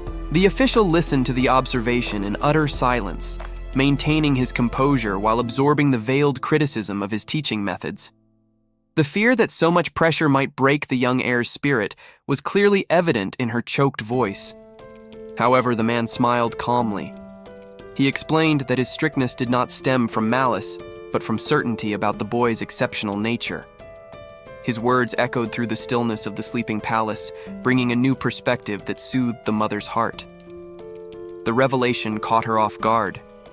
This wasn't cruelty, but rather a profound recognition of the greatness destined for her son. The tutor vowed to guide the crown prince with all his effort, for he recognized in the boy the innate wisdom of a true sage. The protagonist reflected on the historical figure who would lead the infamous Gyeyu-jongnan coup, purging all opposition during his future reign. While watching the children, he recalled how that individual would abandon his brothers and betray his own father, casting a dark shadow over Joseon's prosperity. His gaze fell upon the young Prince Su-yang. He knew that most modern historians held an extremely negative opinion of the smiling boy before him. In his mind, the innocent image was replaced by the vision of a bloodthirsty tyrant who would cause a massacre in the royal palace. Fear took over the crown prince. He realized that he needed to act immediately before the boy began to show the first signs of that cruel nature. He imagined the tortures and executions that awaited the loyal if history followed its natural course. That tragedy could not be repeated. History lessons from his past life resurfaced, specifically reminding him of Seiho's reign and the disastrous consequences of his rise to power. Watching his brothers play carefree, he pondered the irony of seeing the future usurper in such an innocent moment. However, an idea began to form in his mind. The future was not yet written, and the boy before him was still just a child. A mischievous smile appeared on his face. He decided that he would intervene in his brother's education to ensure that the tyrant never came to exist. Little Su-yang felt a sudden chill down his spine, as if a menacing presence was approaching from behind. The protagonist walked silently towards his brothers, ready to put his re-education plan into practice. The children stopped playing and bowed, sensing the change in the atmosphere with the arrival of their older brother. With a friendly expression, Hyang addressed the future Grand Prince, hiding his true intentions beneath a warm smile. The young Su-yang just stared at him, confused and completely unaware that his destiny was about to be drastically altered. The young prince smiled openly, enjoying the moment of relaxation. He had no idea that playtime was about to be interrupted. Upon noticing the imposing figure of his older brother before him, the boy's expression changed. Childlike joy gave way to immediate and respectful caution. Su-yang maintained a serious demeanor, without showing any affection. His presence there was not for fun but to establish order. He turned his face away, silently indicating that the interaction was over. His posture exuded an authority that dispensed with words. As if they didn't like their older brother, the children left. The crown prince stood there, not understanding what had happened. Hyang hesitated for a moment. The boy seemed confused by the abrupt change in atmosphere caused by his arrival. The little prince became serious, processing what had just happened. The tension in the air was palpable, even for someone so young. Deciding not to stay there, the boy ran towards his nanny. The announcement about dinner served as the ideal pretext to get away from that pressure. However, something caught his attention before he could leave completely. The young boy stopped, turning around with an alert expression. Driven by curiosity, he sneaked behind a pillar. Su-young silently watched a servant's movements in the courtyard. Two court ladies were taking advantage of the calm moment to chat. They worked and spoke freely, believing they were alone. The boy hid better, finding amusement in the spying situation. He prepared to hear what he imagined was just a trivial conversation. Suddenly, the content of the conversation took an unexpected turn. Su-young's face paled, and shock took over his eyes. He began to tremble, paralyzed behind the pillar. What he had just heard was a comparison between the crown prince and him, making him feel inferior. The maids, noticing something wrong or reacting to the subject itself, panicked. The gossip had caused an instant uproar. The court ladies reprimanded the younger maids, creating a rigid atmosphere in the courtyard. The little prince watched the scene from the side, feeling the weight of the palace hierarchy. Su-young pulled at the woman's robes without hesitation, telling her to drop it. The boy's gaze remained intense and focused. He had a clear goal in mind and would not be intimidated by the indifference of the adults around him. At another moment, the children's focus turned to learning. Cards with the characters for heaven and earth were handled, turning complex study into an accessible game. The princes sat in a circle, testing each other's knowledge. This playful method facilitated the memorization of ideograms that would otherwise be tedious for the little ones. The crown prince held the card representing heaven. The abstract concept was there, palpable and simplified in his small hands. Upon turning the piece over, a drawing of clouds illustrated the meaning. It was an intelligent pedagogical tool, uniting the image with the text to fix learning visually. One of the brothers questioned whether the older brother had created it alone. There was a tone of admiration and disbelief in the question, recognizing the firstborn's superior skill. In fact, the production of that material was an impressive feat. The protagonist had completed the task in just one day, leaving the royal tutors completely incredulous at his speed and efficiency. Proud of the gift he received, the young prince displayed the pairs of cards with a smile. He seemed satisfied with the game, enjoying the rare moment of educational leisure. However, Su-young's expression changed abruptly. The childish joy disappeared, replaced by a sudden state of alertness as he noticed a familiar presence. Su-young stood up with a start, abandoning the game. The mere approach of his older brother was enough to ruin his mood. Holding the cards nervously, the boys watched the brother with apprehension. They stood there not understanding his reasons for leaving. Later, the protagonist's brother retreated to a secluded pavilion in the garden. He sought a moment of quiet, sitting with the impeccable posture of a prince. Su-young closed his eyes, maintaining his composure. Hidden among the bushes in a makeshift disguise, Hyung spied on him, determined to study his brother's every move. His teacher mentioned that the task would be difficult. However, little Su-young seemed only enthusiastic about the challenge before him. But the reality he was now hearing was brutal. Hidden among the leaves, Hyung panicked, questioning whether that rigidity and severity were directed only at him. Meanwhile, the teacher continued his lesson, and the young prince had a complete understanding of what was being taught. He demonstrated more ability than one could imagine, making it possible to consider him a genius as well. Hyung was surprised because he didn't know his brother had such skills. He now knew that his brother was also a genius, but recently he was forced to try even harder. Thanks to the inventions that Hyung had made, Su-young was always being placed second. The memory of an old lesson surfaced in his mind. A name was written firmly, marking the beginning of a destiny and an identity that he would need to assume. The tutor explained seriously that the talent needed to survive there was not limited to books. It was necessary to master both literary and martial arts. The young prince remembered those words in absolute silence. He had finally had an idea to approach his brother. He watched his brother in front of him, feeling bad. There was an invisible barrier that separated him from the approach he desperately sought. To prove his worth, Su-young dedicated himself to physical training with fervor. He struck the straw dummy repeatedly, channeling his frustration into every sword movement. The young man attacked with total focus, He needed to demonstrate that he possessed the strength and martial skill that had been demanded of him, leaving no room for error. However, physical ability had its limits, being still a child. The wooden sword spun on the ground, stopping at Hyung's feet.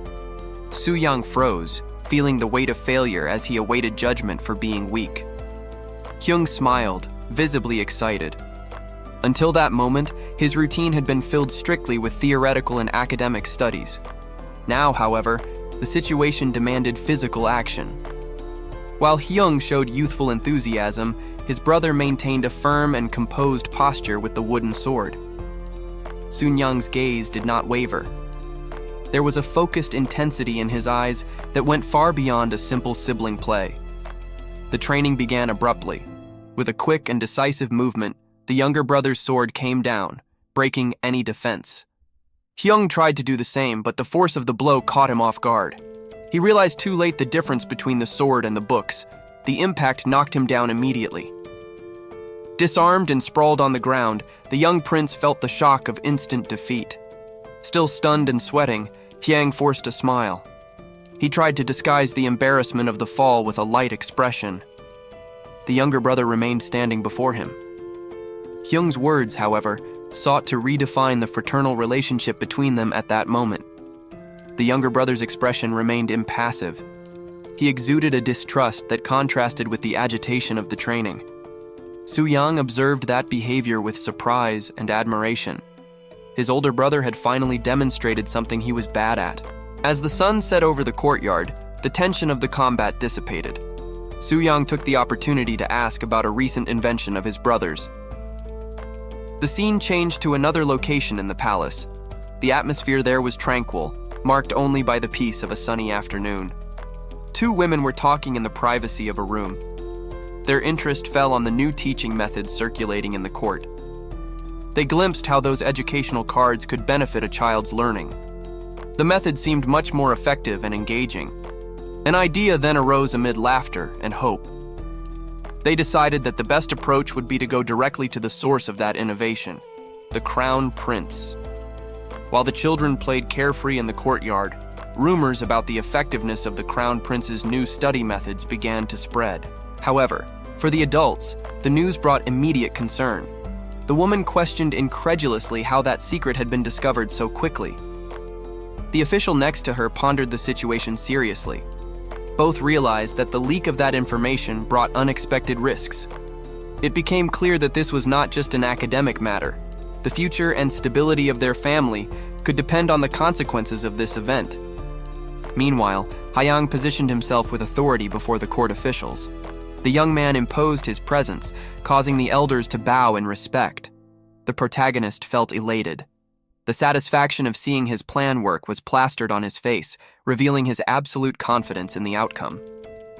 Crossing his arms, the young prince was amused by the situation. He knew he had total control over this unusual negotiation. The officials, on the other hand, were dumbfounded and horrified.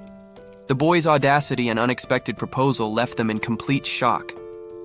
Hyang remained calm, smiling serenely at the astonishment of others. He waited patiently for the minister's initial shock to pass. To avoid doubts, the young man raised his hand and stipulated his numerical terms. He questioned if the men had understood the offer correctly. The officer was sweating cold in the face of that firm gesture. Hyang, with an innocent but calculating smile, reaffirmed the value, leaving the man with no way out. The focus of that heated dispute was the character cards. What seemed like simple study material had become a valuable bargaining tool. The Crown Prince then revealed his masterstroke. He declared that the profits from the transaction would go to the national treasury, legitimizing his deal. The ministers remained stunned and without reaction. They did not expect such political and financial acumen from a child. Hyang concluded his argument with open arms, confident. He had cornered the officials with irrefutable logic, mixing civic duty with strategy. The officials remained silent, sweating cold. The situation left them completely speechless in the face of what they had just witnessed. The shock soon turned into visible panic. They realized that recent events would have much greater consequences than they imagined. Little Hyang, on the other hand, remained unwavering. With his arms crossed, the protagonist watched their reaction with total control of the situation. A satisfied smile appeared on his childish face. The young prince knew he had dominated the political scene once again. Later, in the royal chamber, the table was set. The atmosphere seemed calm, with the servants bowing in respect as the meal was prepared. The king, however, seemed restless. He looked around, feeling that something was about to disturb his peace. His attention turned to the dish in front of him. The meat, prepared to perfection, was the highlight of the meal he had been so looking forward to. Suddenly, a pair of chopsticks invaded his space. With a quick and precise movement, the meat was removed from the plate before he could touch it. The monarch widened his eyes, incredulous. He was caught off guard by the audacity of having his food confiscated in that way. Hyang stood before him, blocking access to the banquet. The king realized with frustration that his son was interfering with his diet again. The eunuchs watched the scene alarmed. They knew that the sovereign's health was the reason, but they feared his explosive reaction. Hyang's father pounded on the arm of the throne, protesting vehemently. He tried to draw attention to the absurdity of that dietary restriction. In his mind, only the succulent meats mattered. He craved pork and beef, no matter the consequences. The protagonist, however, did not give in. He presented a plate full of green vegetables, completely ignoring the horror plastered on his father's face. The maids remained prostrate on the floor, trembling. No one dared to intervene in that tense domestic conflict between the king and the crown prince. Hyang continued his endless lecture beside the table. The king remained seated, forced to endure the constant stream of complaints about his reading and study habits. Not satisfied with just talking, the young prince turned to the servants. He emphatically ordered the kitchen to drastically reduce the amount of meat served in the palace. The criticism persisted even during the meal. Hyang pointed out the fat in the broth, completely ruining his father's appetite with health observations. The monarch's patience began to run out. The insistence on how his diet affected the stability of the country was becoming unbearable. The servants swallowed hard, paralyzed by embarrassment. They felt the explosive tension growing in the room and feared the inevitable outcome. Unable to intervene, the attendants maintained their submissive posture and lowered heads. The atmosphere in the royal hall became suffocating and dangerous. He reprimanded his son with shouts, pointing his finger, and making it clear that the prince's youth was no longer an excuse for that disrespect. Determined to finish his meal in peace, the king grabbed little Hyang and physically removed him from the location, dragging him away. However, the young man showed no fear as he was taken away. Instead, his eyes revealed a calculating mind analyzing the failure of his direct approach. Later, Hyang found himself forced to retreat temporarily. He apologized to the eunuch, recognizing that excessive pressure had failed for now. As soon as he was free from his son's surveillance, the king seized the opportunity. He immediately ordered, shouting that more meat be brought to him to compensate. Hyang realized that brute force would not work against his father's stubbornness. It was then that a brilliant idea came to his mind to solve the problem. He put the new plan into practice immediately. A piece of wood began to be carved with precision to create a specific tool. The craftsman seemed confused and shocked by the unusual request. Hyang, however, insisted loudly that the object be shaped exactly as he imagined. The servants watched the manual labor with apprehension. The constant sound of wood being carved filled the tense silence of the makeshift workshop.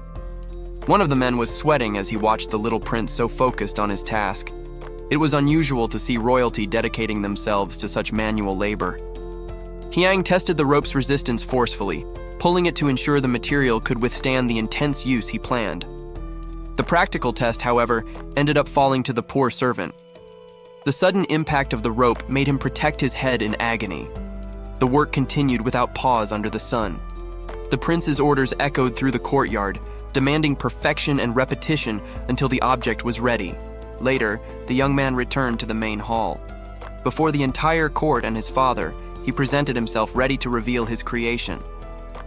The king watched his son with distrust. The previous interruption during the meal was still fresh, and he feared what would come next. The ministers exchanged nervous and confused glances. No one there could predict what the crown prince was plotting this time. With reverence, Hyang offered the tray to his father. There rested strange objects, which seemed too humble to be presented to a monarch. They were simple pieces of wood and rope. The rustic finish revealed that it was the result of the boy's own recent manual effort. The sovereign questioned the nature of this unusual gift. To his eyes, it just looked like a piece of rope without a worthy purpose. The young man, however, smiled with complete confidence. This was not a mere toy, but the essential tool for his new health plan. The wooden handles had been carefully polished. Every detail was designed to facilitate the exercise he intended to introduce into his father's routine. The king remained perplexed and suspicious. He was trying to understand how these simple objects could be useful to someone in his position. Hiang then began his argument. He invoked the wisdom of foreign scholars to justify the importance of this equipment for physical well-being. Hiang explained that a sedentary lifestyle weakened the legs. He guaranteed, based on the records, that this object would strengthen the body if used correctly. The little prince prepared the ground for his final argument. There was, however, an additional and very specific benefit that he needed to highlight. Without wasting time, Hiang began to jump, demonstrating the exercise before the entire court. The ropes whizzed around his small body, surprising the observers. The king watched the scene, astonished. This frantic and noisy movement was completely unprecedented within the formality of the palace. Panting after the sudden effort, the boy stopped. Beside him, an official held the record that supposedly proved his medical claims. Hiang took the book in his hands firmly. This volume contained the literary proof needed to validate his strategy. The boy then gave his father a suggestive and complicit look. It was the perfect time to use his strongest psychological ploy. With a feigned innocent smile, he revealed the secret. The practice was exceptionally beneficial for virility and male vigor. Acting shy, Hiang commented that he didn't have adequate words to express such an effect, letting the adults' imaginations fill in the gaps. The insinuation fell like lightning on the officials and ministers. The simple mention of male potency instantly changed their perception of the exercise. The king's interest was immediate and palpable. The previous disbelief gave way to an intense curiosity about the veracity of that miraculous information. The monarch sweated, pondering seriously. The promise of regaining physical vigor was too tempting a bait to ignore. Taking advantage of the shock, Hiang reinforced that the benefits were real. He knew exactly which buttons to push to manipulate his father's ego. The prince extended the instrument towards the throne expectantly. The invitation for the sovereign to test the theory for himself was made. The king crossed his arms, emitting a thoughtful and reluctant sound. The decision to exercise now fought against his usual aversion to effort. The tranquility of the palace roof contrasted with the machinations taking place in the courtyards below. The day seemed calm, but the crown prince had plans underway. Hiang approached Suyang, adjusting his younger brother's clothes with an invasive familiarity. The young prince was sweating, intimidated by the sudden attention. Suddenly, Hiang blew against the boy's chest, a childish and unexpected provocation that left Suyang completely confused and uncomfortable. When questioned about the reason for his laughter, the protagonist just disguised it, amused by his brother's naivety and nervousness. The joke, however, had an end. Hiang firmly held the wooden handles, preparing to begin the physical re-education he had planned. Suyang was forced to jump. The rhythmic sound of the rope cutting through the air mixed with his heavy breathing and the clinking of his ornaments. The effort was visible and brutal. The future tyrant fought against exhaustion, his sedentary body protesting violently with each clumsy jump. When the eunuch announced the paltry count of only 9 jumps, Suyang was shocked and humiliated by his own physical weakness. Hiang watched the scene with his arms crossed, a satisfied smile plastered on his face as he saw his forced training plan in action. The situation was so pathetic that the crown prince couldn't maintain his composure, crying with laughter at Suyang's pathetic performance. Meanwhile, elsewhere in the palace, an officer ran desperately, bringing a frenzied urgency that shattered the atmosphere of the place. He stopped abruptly before his colleagues, panting, as they demanded to know immediately what had caused such a commotion. The man shouted the news to the 4 winds, his panic-laden words echoing through the courtyard before the dumbfounded listeners.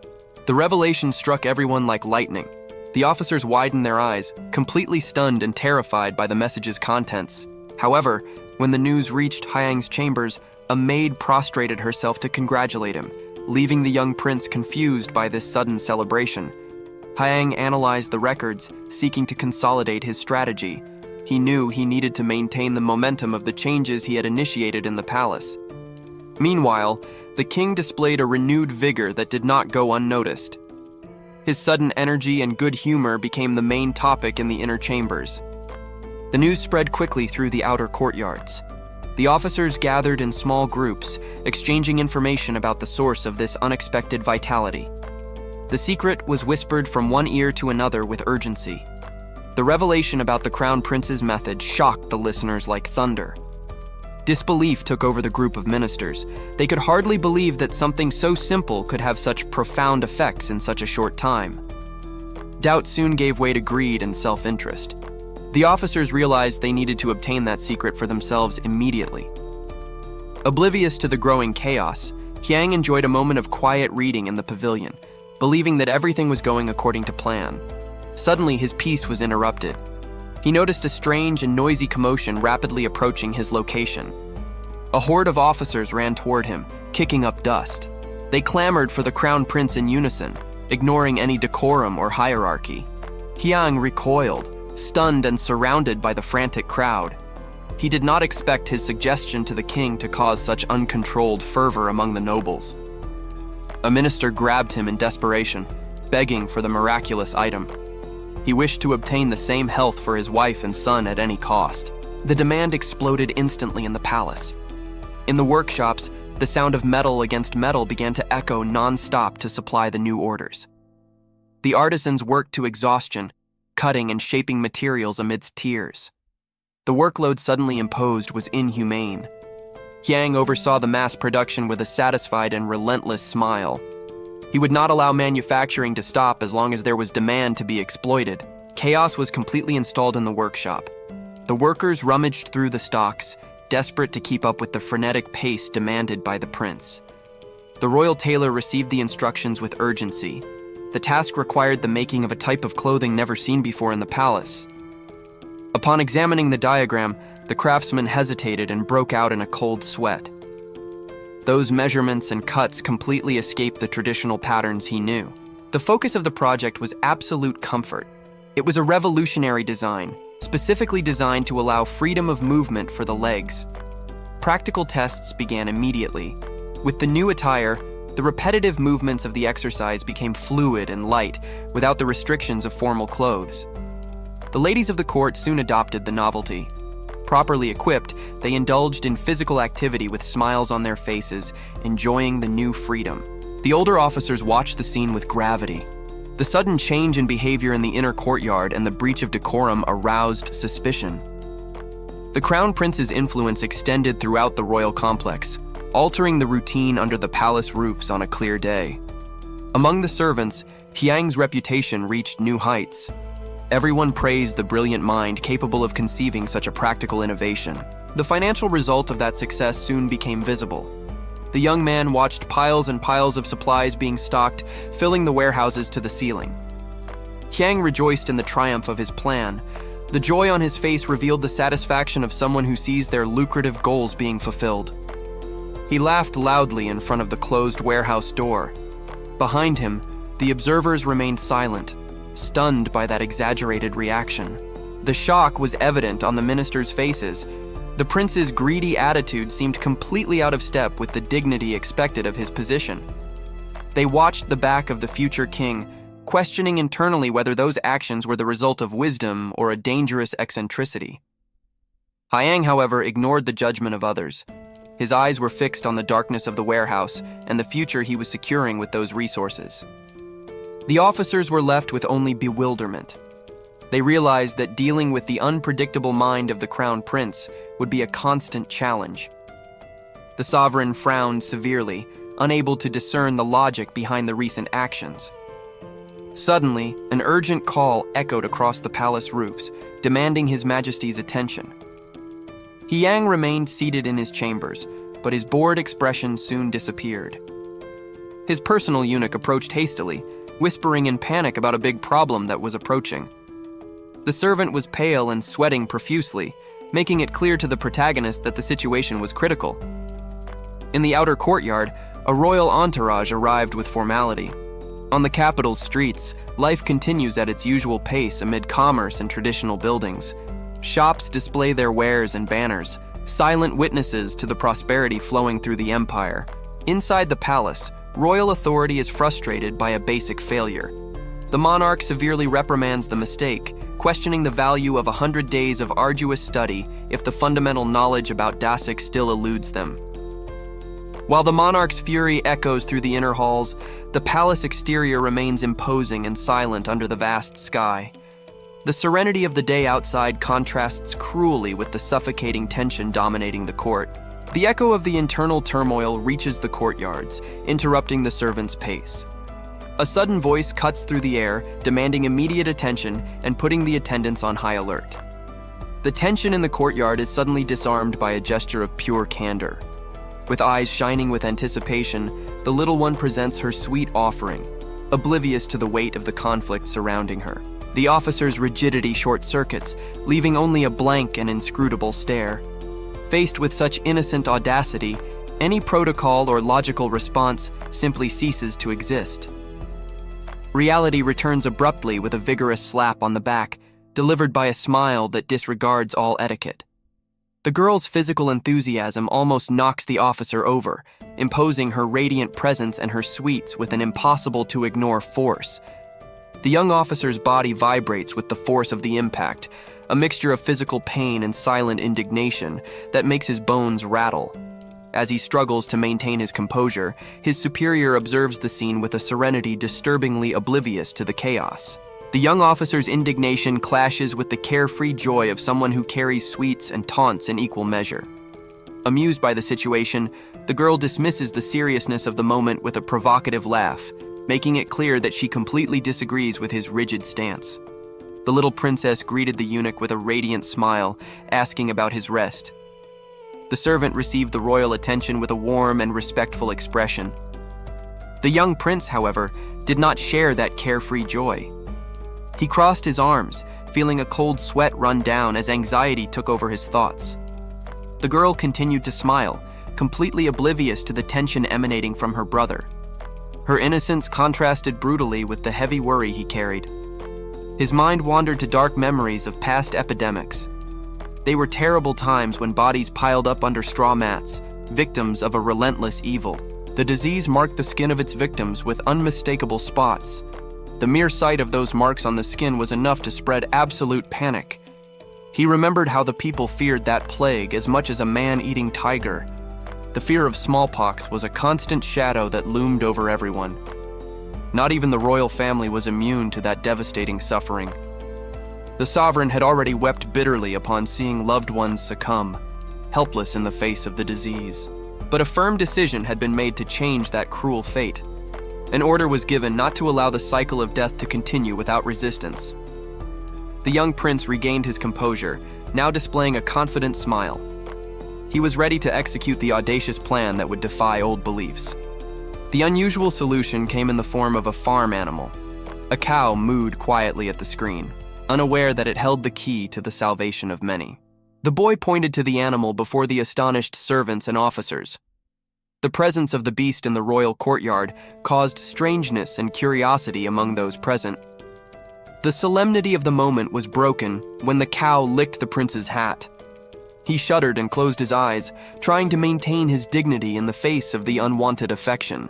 That wasn't the only creature brought in for the experiment.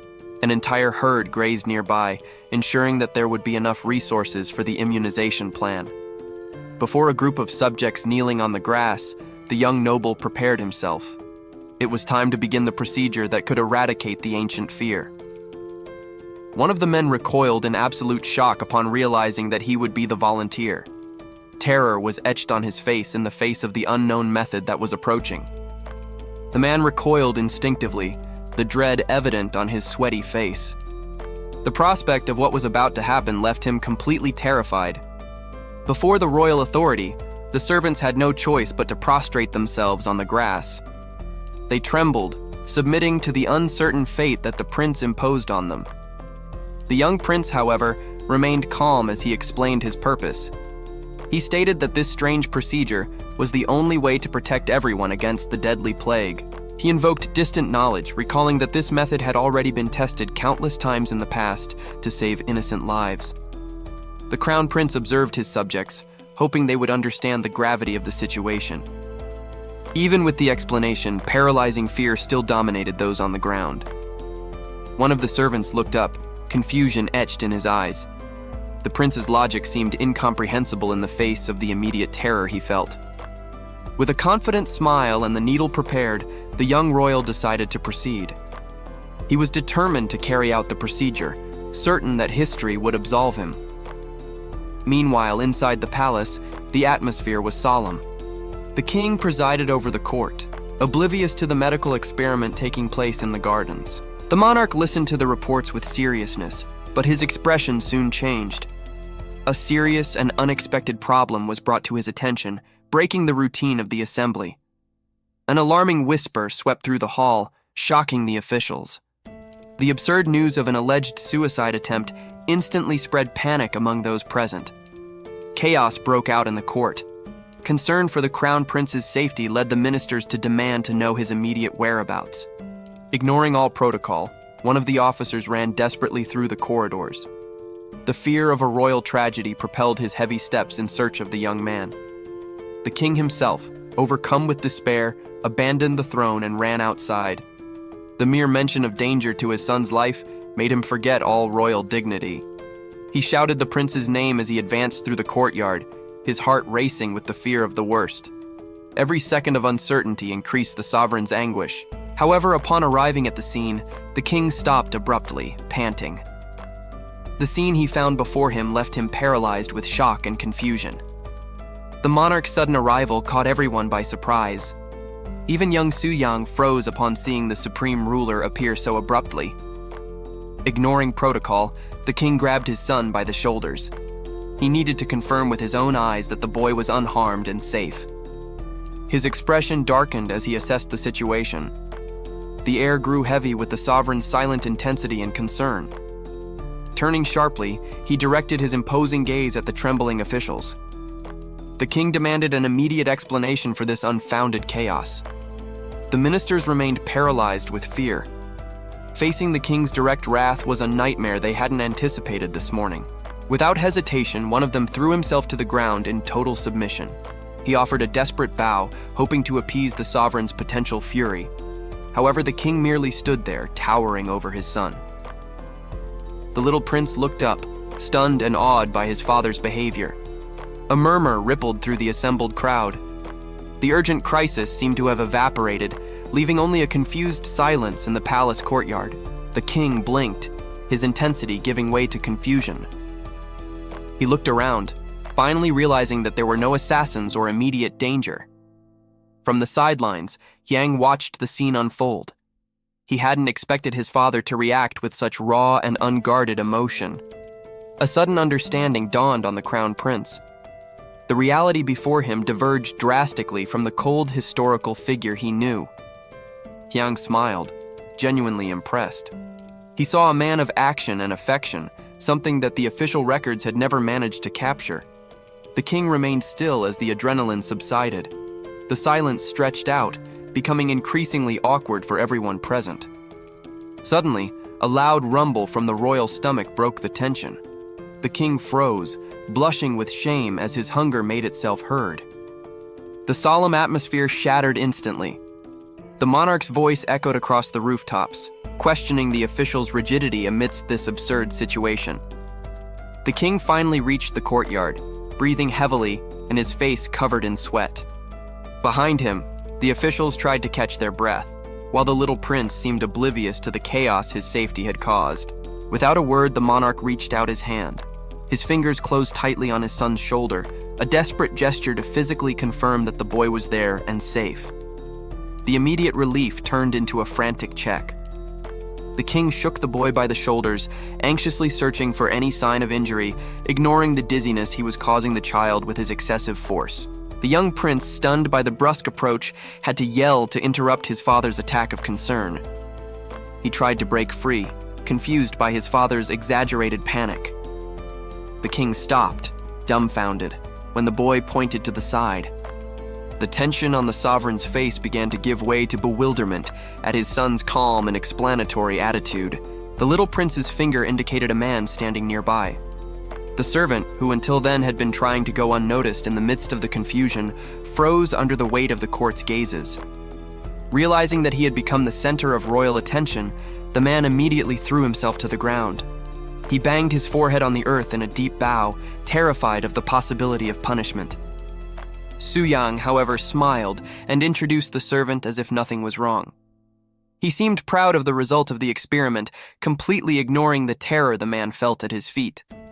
The king lowered his gaze, trying to process the absurd situation.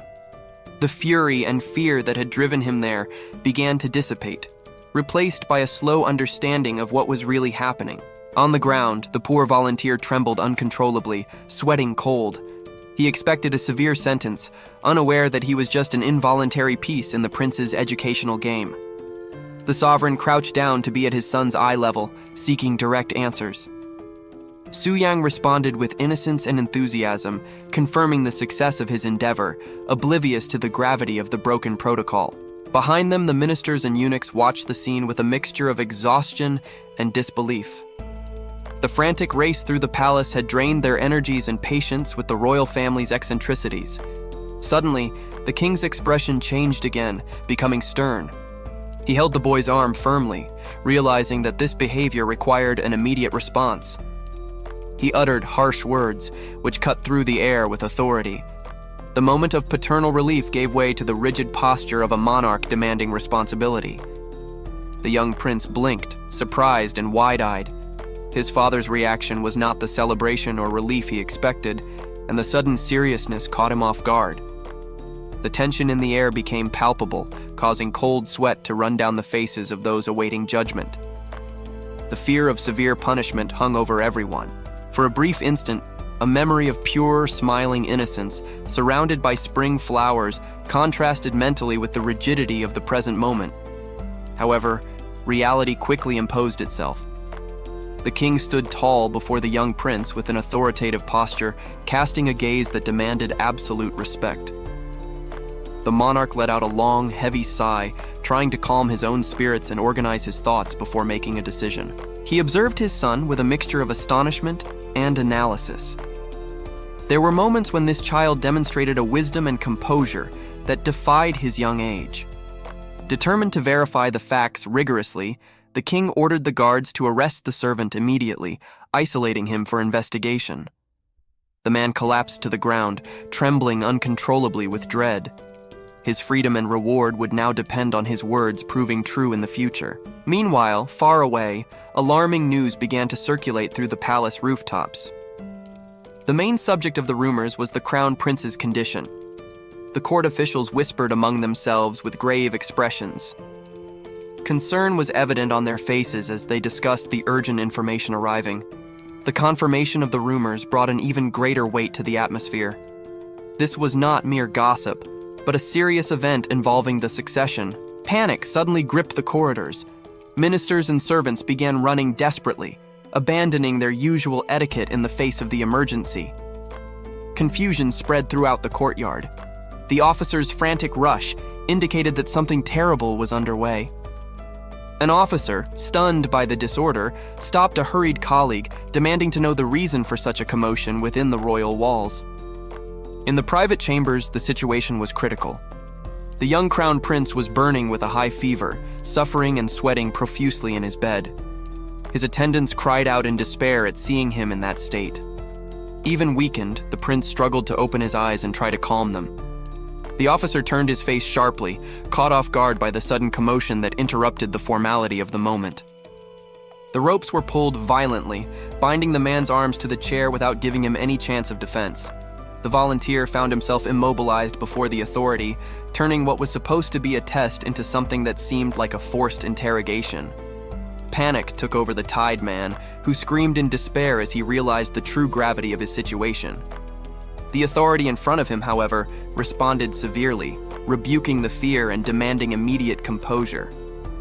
The royal courtyard plunged into tension, with guards and ministers watching statically the unequal confrontation between power and fear. The officers watching the scene were stunned, exchanging confused glances without understanding the logic behind that drastic action. The awkward silence remained between them as they tried to process what their eyes were witnessing, without daring to intervene. The memory of the bedridden prince and the servant's despair came to the fore, illustrating the urgency that motivated that experiment. The palace, imposing under the clear sky, awaited the outcome of that risky bet that defied the traditions of the court. The young prince, however, put his hand on his chest and smiled, demonstrating an unwavering confidence in his plan. The king watched his son with analytical curiosity, pondering whether that audacity was a sign of genius or madness.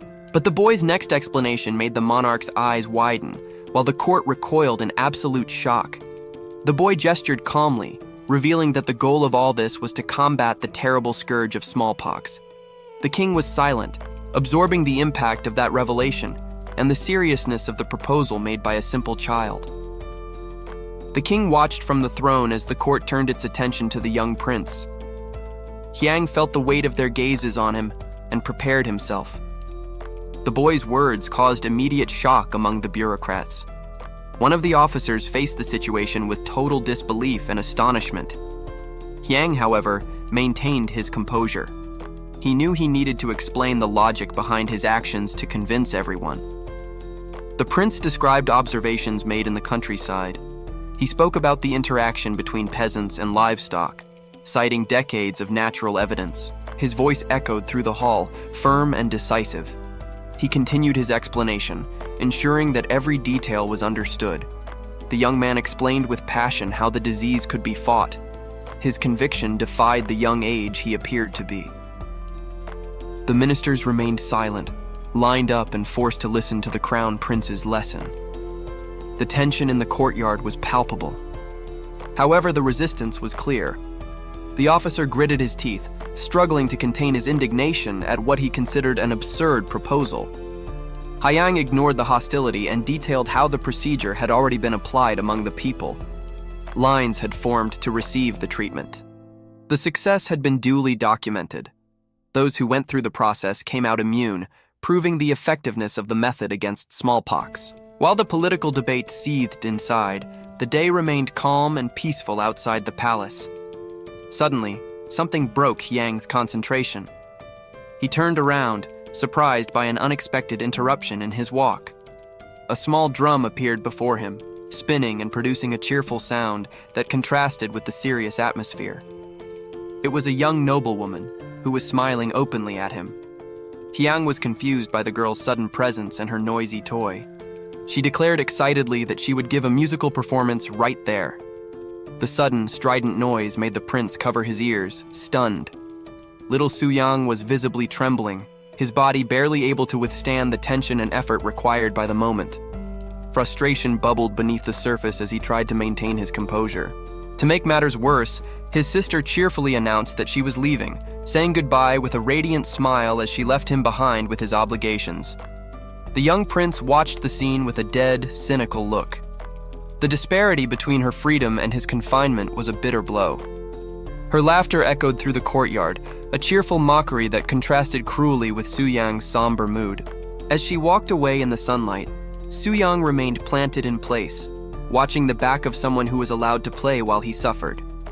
His instrument of torture awaited, dense and complex volumes on medical prescriptions and agricultural techniques, readings too heavy for a child.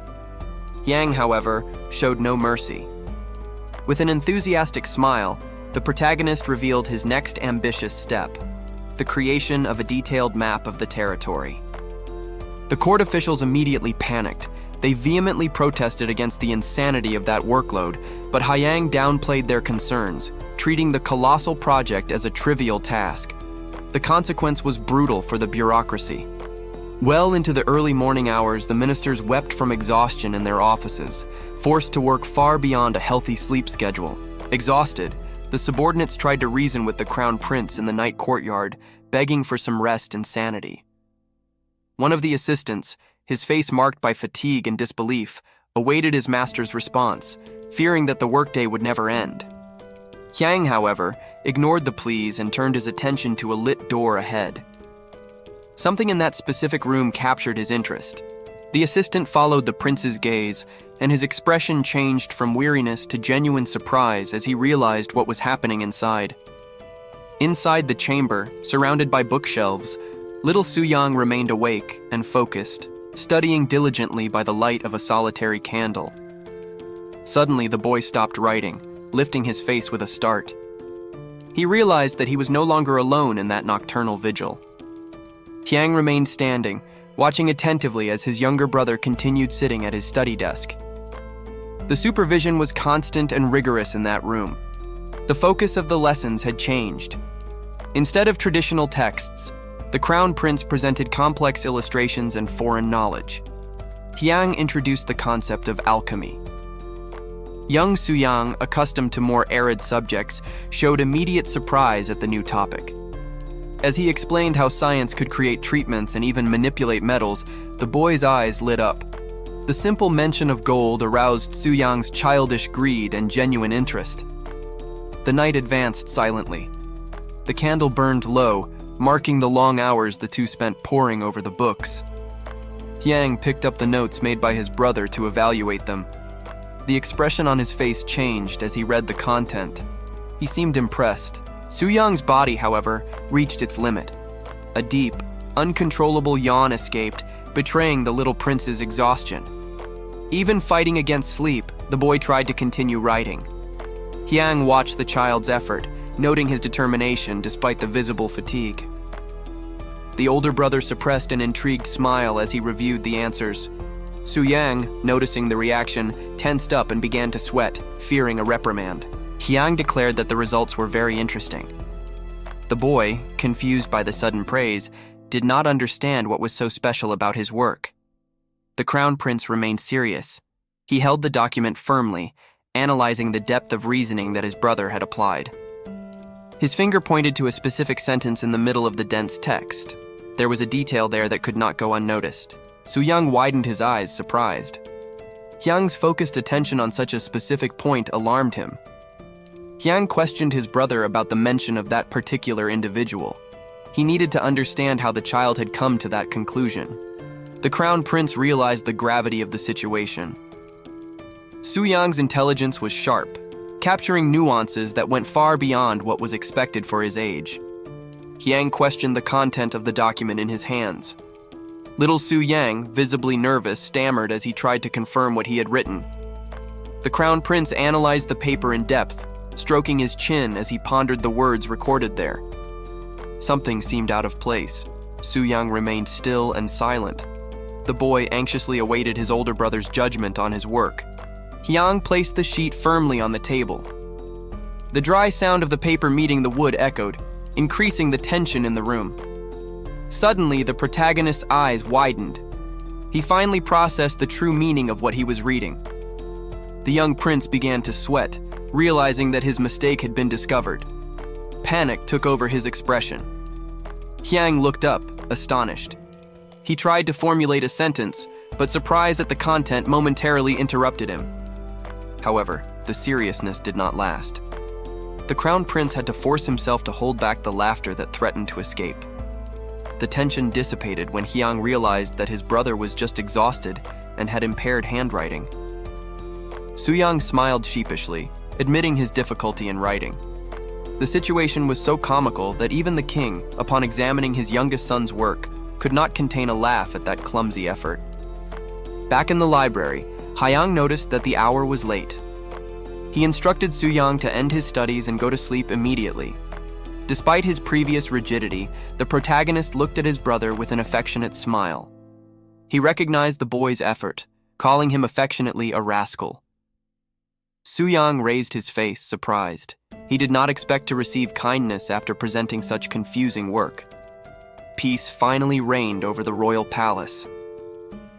Under the moonlight, the long day of lessons and corrections came to an end.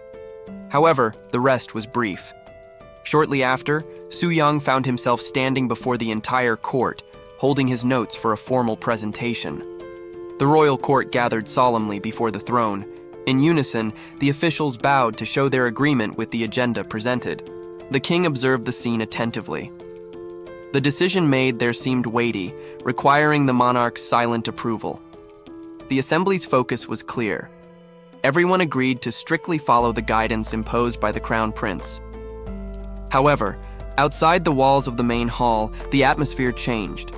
A murmur of agitation began to echo through the palace courtyards. The officials complained openly among themselves. The prospect of having to work even more at the end of the day generated immediate indignation. As they walked hurriedly, the dissatisfaction grew. They felt that the constant changes were already becoming too heavy a burden. One of the bureaucrats stopped, expressing his concern. He questioned whether this new routine would become a serious problem at some point. The colleague next to him, visibly nervous, agreed that the situation was alarming. The fear of an impending crisis hung over the conversation. In the middle of the courtyard, others tried to remain calm, arguing that these conspiracy theories were too exaggerated. Oblivious to the adult's concern, the young prince displayed a radiant smile, overflowing with inexhaustible energy. He ran with enthusiasm. For the conservative officials, just imagining the practice of that intense physical activity seemed repugnant. The boy did not slow down, advancing swiftly through the palace corridors towards his goal.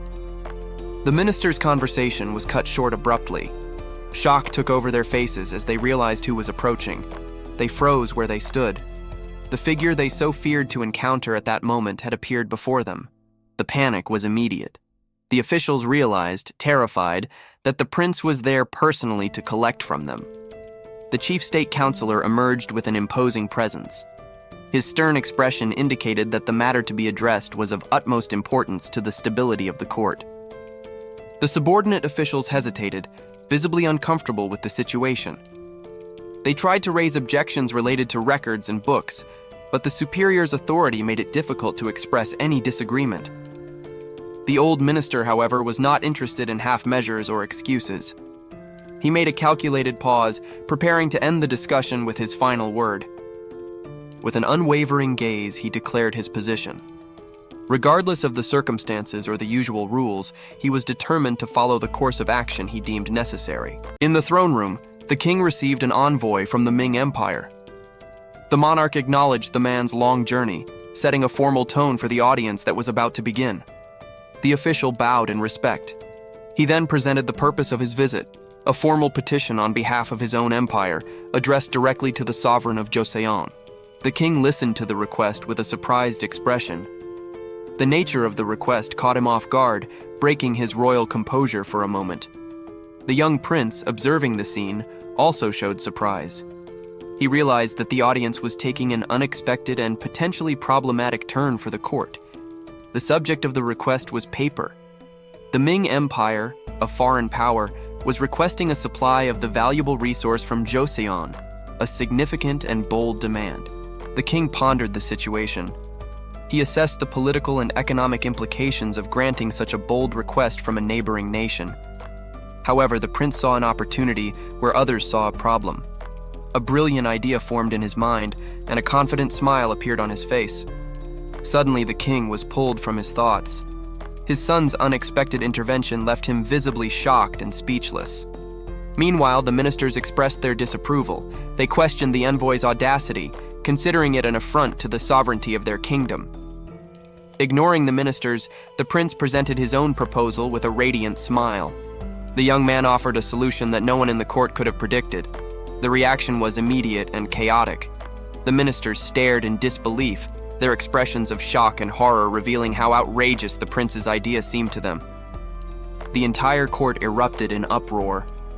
Murmurs of discontent and shock spread rapidly among the officials who could not hide their disturbance. Indignation was visible on each minister's face. They could not understand the logic behind the prince's suggestion, considering it reckless and dangerous. However, the young man remained calm and confident amidst the chaos. He faced the court with the certainty of someone who knew his logic, though shocking, was unassailable. The king was speechless. Caught between his son's audacious proposal and the fury of his ministers, the monarch was sweating, unsure how to proceed. The narrative began by highlighting the hard work of the artisans. They dedicated themselves to their craft with skill and effort, being one of the pillars that sustained the kingdom through their manual labor. Similarly, the farmers toiled in the fields. Harvesting rice was an exhausting job, but essential for the prosperity and survival of the entire nation. However, a high-ranking official observed the situation with a stern look. His expression suggested that he had a very different view on the state of the people and the kingdom. He shared his thoughts with a noble child, possibly a young prince. The boy listened attentively, absorbing the lessons on how to govern and view his subjects. The counselor's words seemed to surprise the young man. He turned his head, processing the information with an expression of curiosity and perhaps a bit of confusion. The official then made a serious accusation. He blamed the supposed laziness of the artisans, presenting a narrative that contradicted the reality of the people's hard work. Meanwhile, the truth was visible outside the palace walls. A worker delivered a heavy bag of grain to another official, clear proof of the people's effort and contribution. Inside the room, the counselor continued his manipulative speech. He tried to shape the young prince's perception, sowing distrust towards the kingdom's workers. The injustice of those words provoked an immediate reaction in the boy. His eyes narrowed in fury, revealing that he would not passively accept such false accusations. Far away, the people continued their work routine. A line of people carried goods and tributes to the palace, unaware of how they were being portrayed by the nobility. The young man's display of anger caught the official by surprise. The older man did not expect a child to question his authority or defend the workers with such fervor. The boy then confronted the counselor directly. He spoke about the people's sincerity and dedication, challenging the cynical view that had been presented to him. With firm gestures, the young prince defended his position. His conviction was unwavering, showing a maturity and a sense of justice far beyond his young age. Away from the court's intrigues, life went on. A worker walked alone along a trail, representing the anonymous and hard-working reality of the people the prince defended. From atop his throne, a figure of superior authority, the king, watched the discussion. He then gave his verdict, agreeing with the young prince and validating his wise perception. An official's gaze sharpened with sudden realization. He understood the situation in an instant, focusing on a crucial detail that the others did not see. Several paper samples were presented as evidence, each with distinct texture and quality. The right choice was fundamental to the ongoing discussion. The court officials bowed in supplication. They begged their ruler to reconsider a decision, showing their deep disagreement with the proposed path. Seated on his throne, the king pondered the appeal. The pressure from his advisors was great, but the monarch seemed to have a different plan in mind. The ruler then turned his attention to a child sitting on the floor. He decided to involve the young boy in the important matter of state, to everyone's surprise. The boy, caught off guard, showed clear nervousness. The sudden responsibility left him visibly anxious in front of the entire assembled court. However, the king merely winked complicitly. His gesture revealed that this was not an accusation, but rather a test or a challenge for the boy. The monarch directly asked young Hyang's opinion. The boy, in turn, expressed his frustration at being placed in that delicate position once again. Hyang let out a weary sigh, exhausted with the political discussions. However, he knew that he needed to formulate a response for the king. Suddenly, the boy began to speak, surprising the officials present. No one expected a child to speak up on such a serious matter. The young prince demonstrated his knowledge by detailing the exact criteria for the ideal role. He analyzed the samples and pointed out the only one that met all specifications. One of the older advisors listened intently. His expression was a mixture of skepticism and surprise at the boy's irrefutable logic. The king smiled with obvious satisfaction. Hyang's display of intelligence was exactly what he expected, confirming his expectations about the young man. The other members of the court were stunned by the analysis. The young prince's unexpected precision left them completely speechless and without arguments. One of the officials who had protested felt a cold sweat run down his back. He realized that his argument had been dismantled by that child's wisdom. Amidst the court, an official called attention to the Minister of Taxation. The minister, an older man, maintained a serious expression as he was publicly questioned by his colleague. The accusation generated immediate murmurs among the other nobles present. They stirred in their seats, exchanging glances and comments about the sudden tension that gripped the hall. An official in red robes, his face contorted with anger, vehemently expressed his indignation. He gestured with clenched fists, making it clear that his words were a direct attack.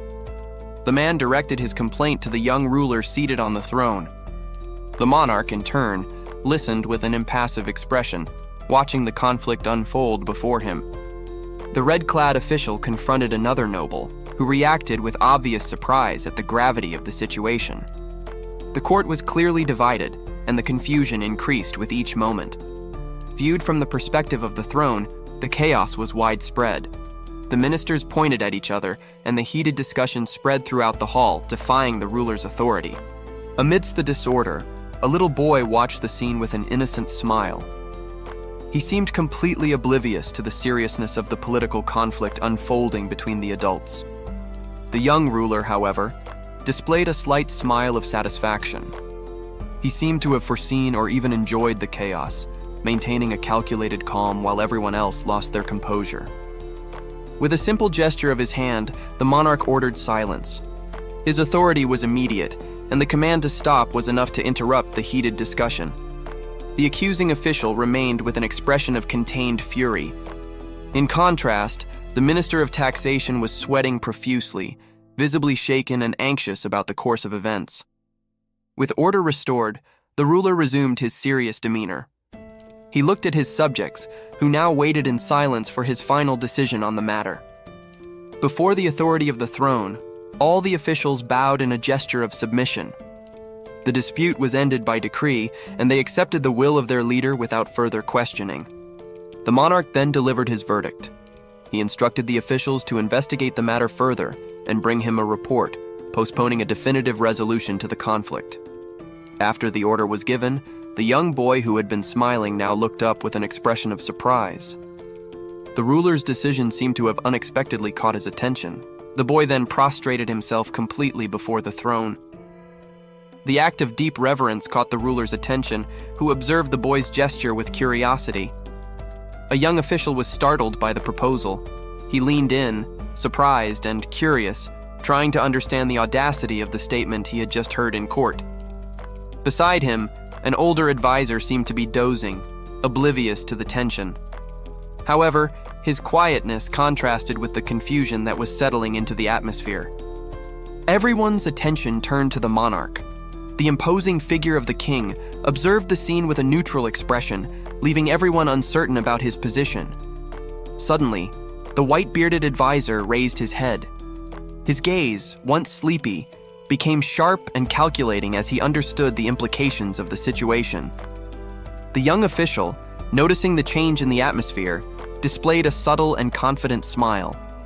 His plan seemed to be unfolding exactly as he expected. The young man's confidence manifested in a determined smile. He felt prepared to defend his vision and convince everyone that he was right.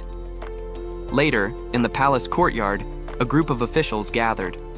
The scattered cushions indicated that the formal discussion had ended, but the debate continued in private. One of the men with a dark beard expressed his concern. He warned that the problem wasn't just the prince, but the force supporting him. The official continued his argument, explaining that the young prince's words were, in fact, a reflection of the will of a much greater authority. The white-bearded advisor agreed with a serious tone. He reminded everyone that, although the prince was young, the king was always by his side. The discussion between the officials deepened. They debated about the best way to act, aware that any misstep could have serious consequences. The older advisor was silent for a moment, pondering the situation. His solemn expression revealed the weight of the decision they needed to make. The image of the king protecting the young prince came to their minds. It was a clear reminder that challenging the boy meant challenging the throne itself. With his mind made up, the white-bearded official gave a firm instruction. He pointed to his colleagues, indicating that a plan of action needed to be drawn up.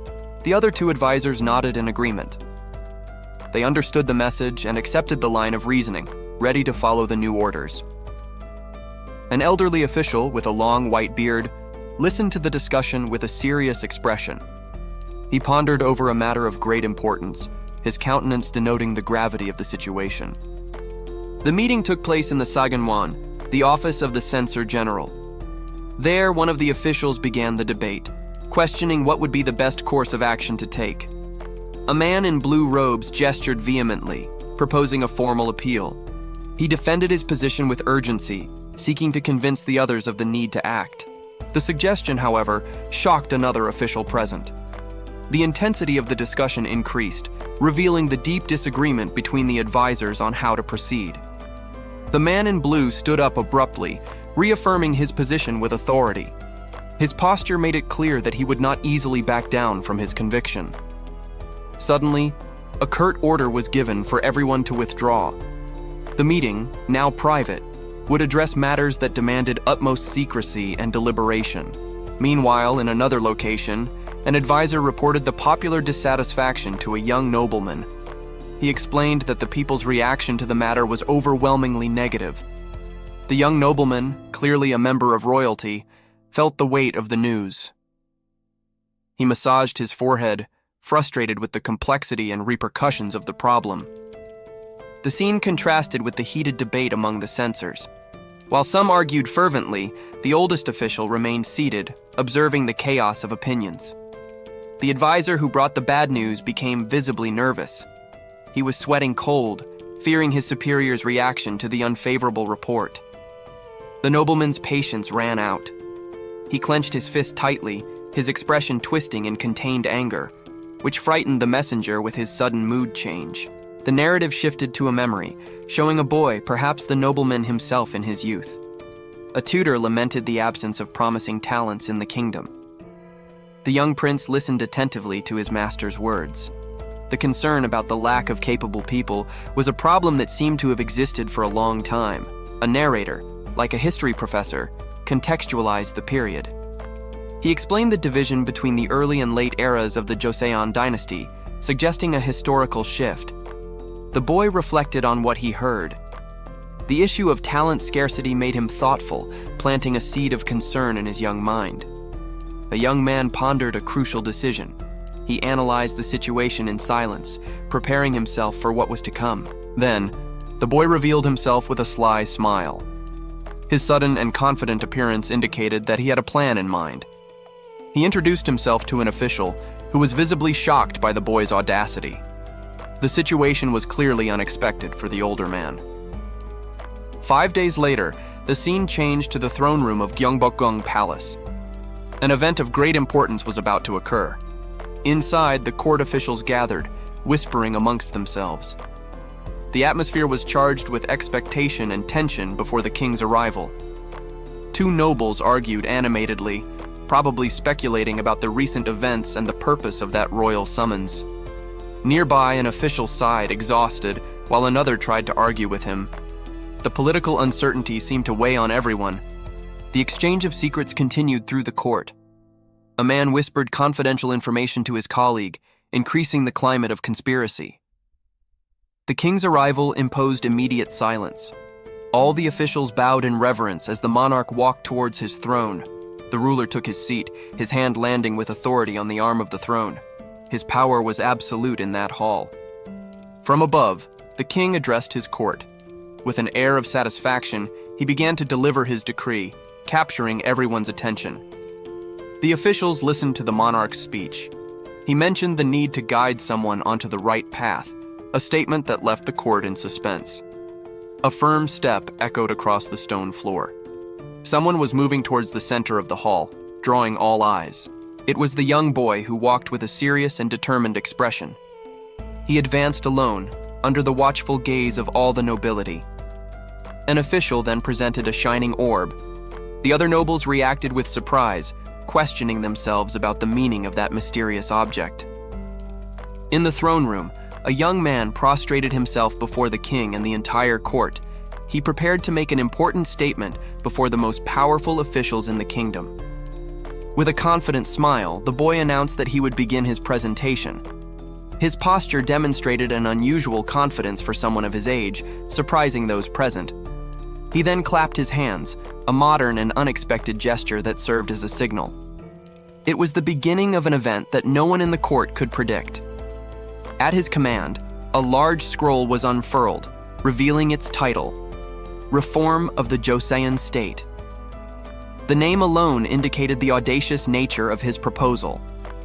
To ensure he would be heard, the protagonist picked up a peculiar object similar to a megaphone. He prepared to speak, determined to have everyone's attention. The young man's amplified voice echoed through the hall, causing astonishment and confusion among the officials. The scene was so unusual that it left the court momentarily paralyzed. Without caring about the reaction, he continued with his speech. His voice sounded clear and firm, projecting an authority that contrasted with his youthful appearance. The boy formally declared the beginning of his explanation. However, the older ministers watched him with expressions of skepticism and disapproval, doubting his intentions. His presentation began with a historical reference, evoking the founding principle of the nation. He argued that his ideas aimed at the greater good for all the people. The officials, however, seemed confused by the mention of the ancient foundation of Joseon. They couldn't connect the distant past with the current problems of the kingdom. The young man then shifted the focus to the reality of the people. He described the simple life of a peasant, whose greatest dream was to have enough to eat.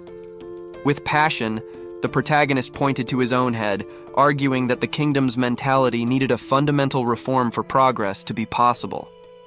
Next, he presented a radical vision of the future, an industrialized kingdom.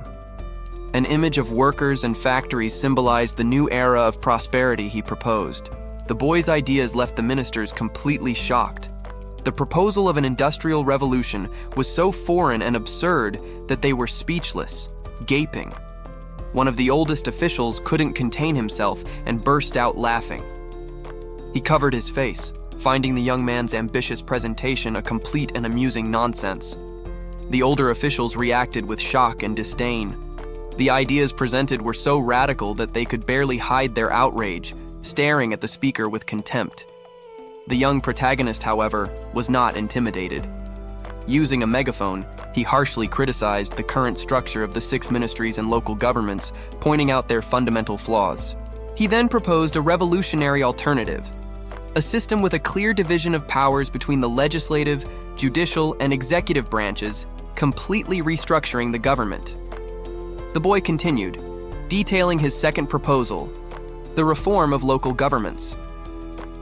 The suggestion to redistribute duties left one of the officials completely stunned and speechless. As the protagonist passionately spoke, a scholar in the background watched him with intense concentration.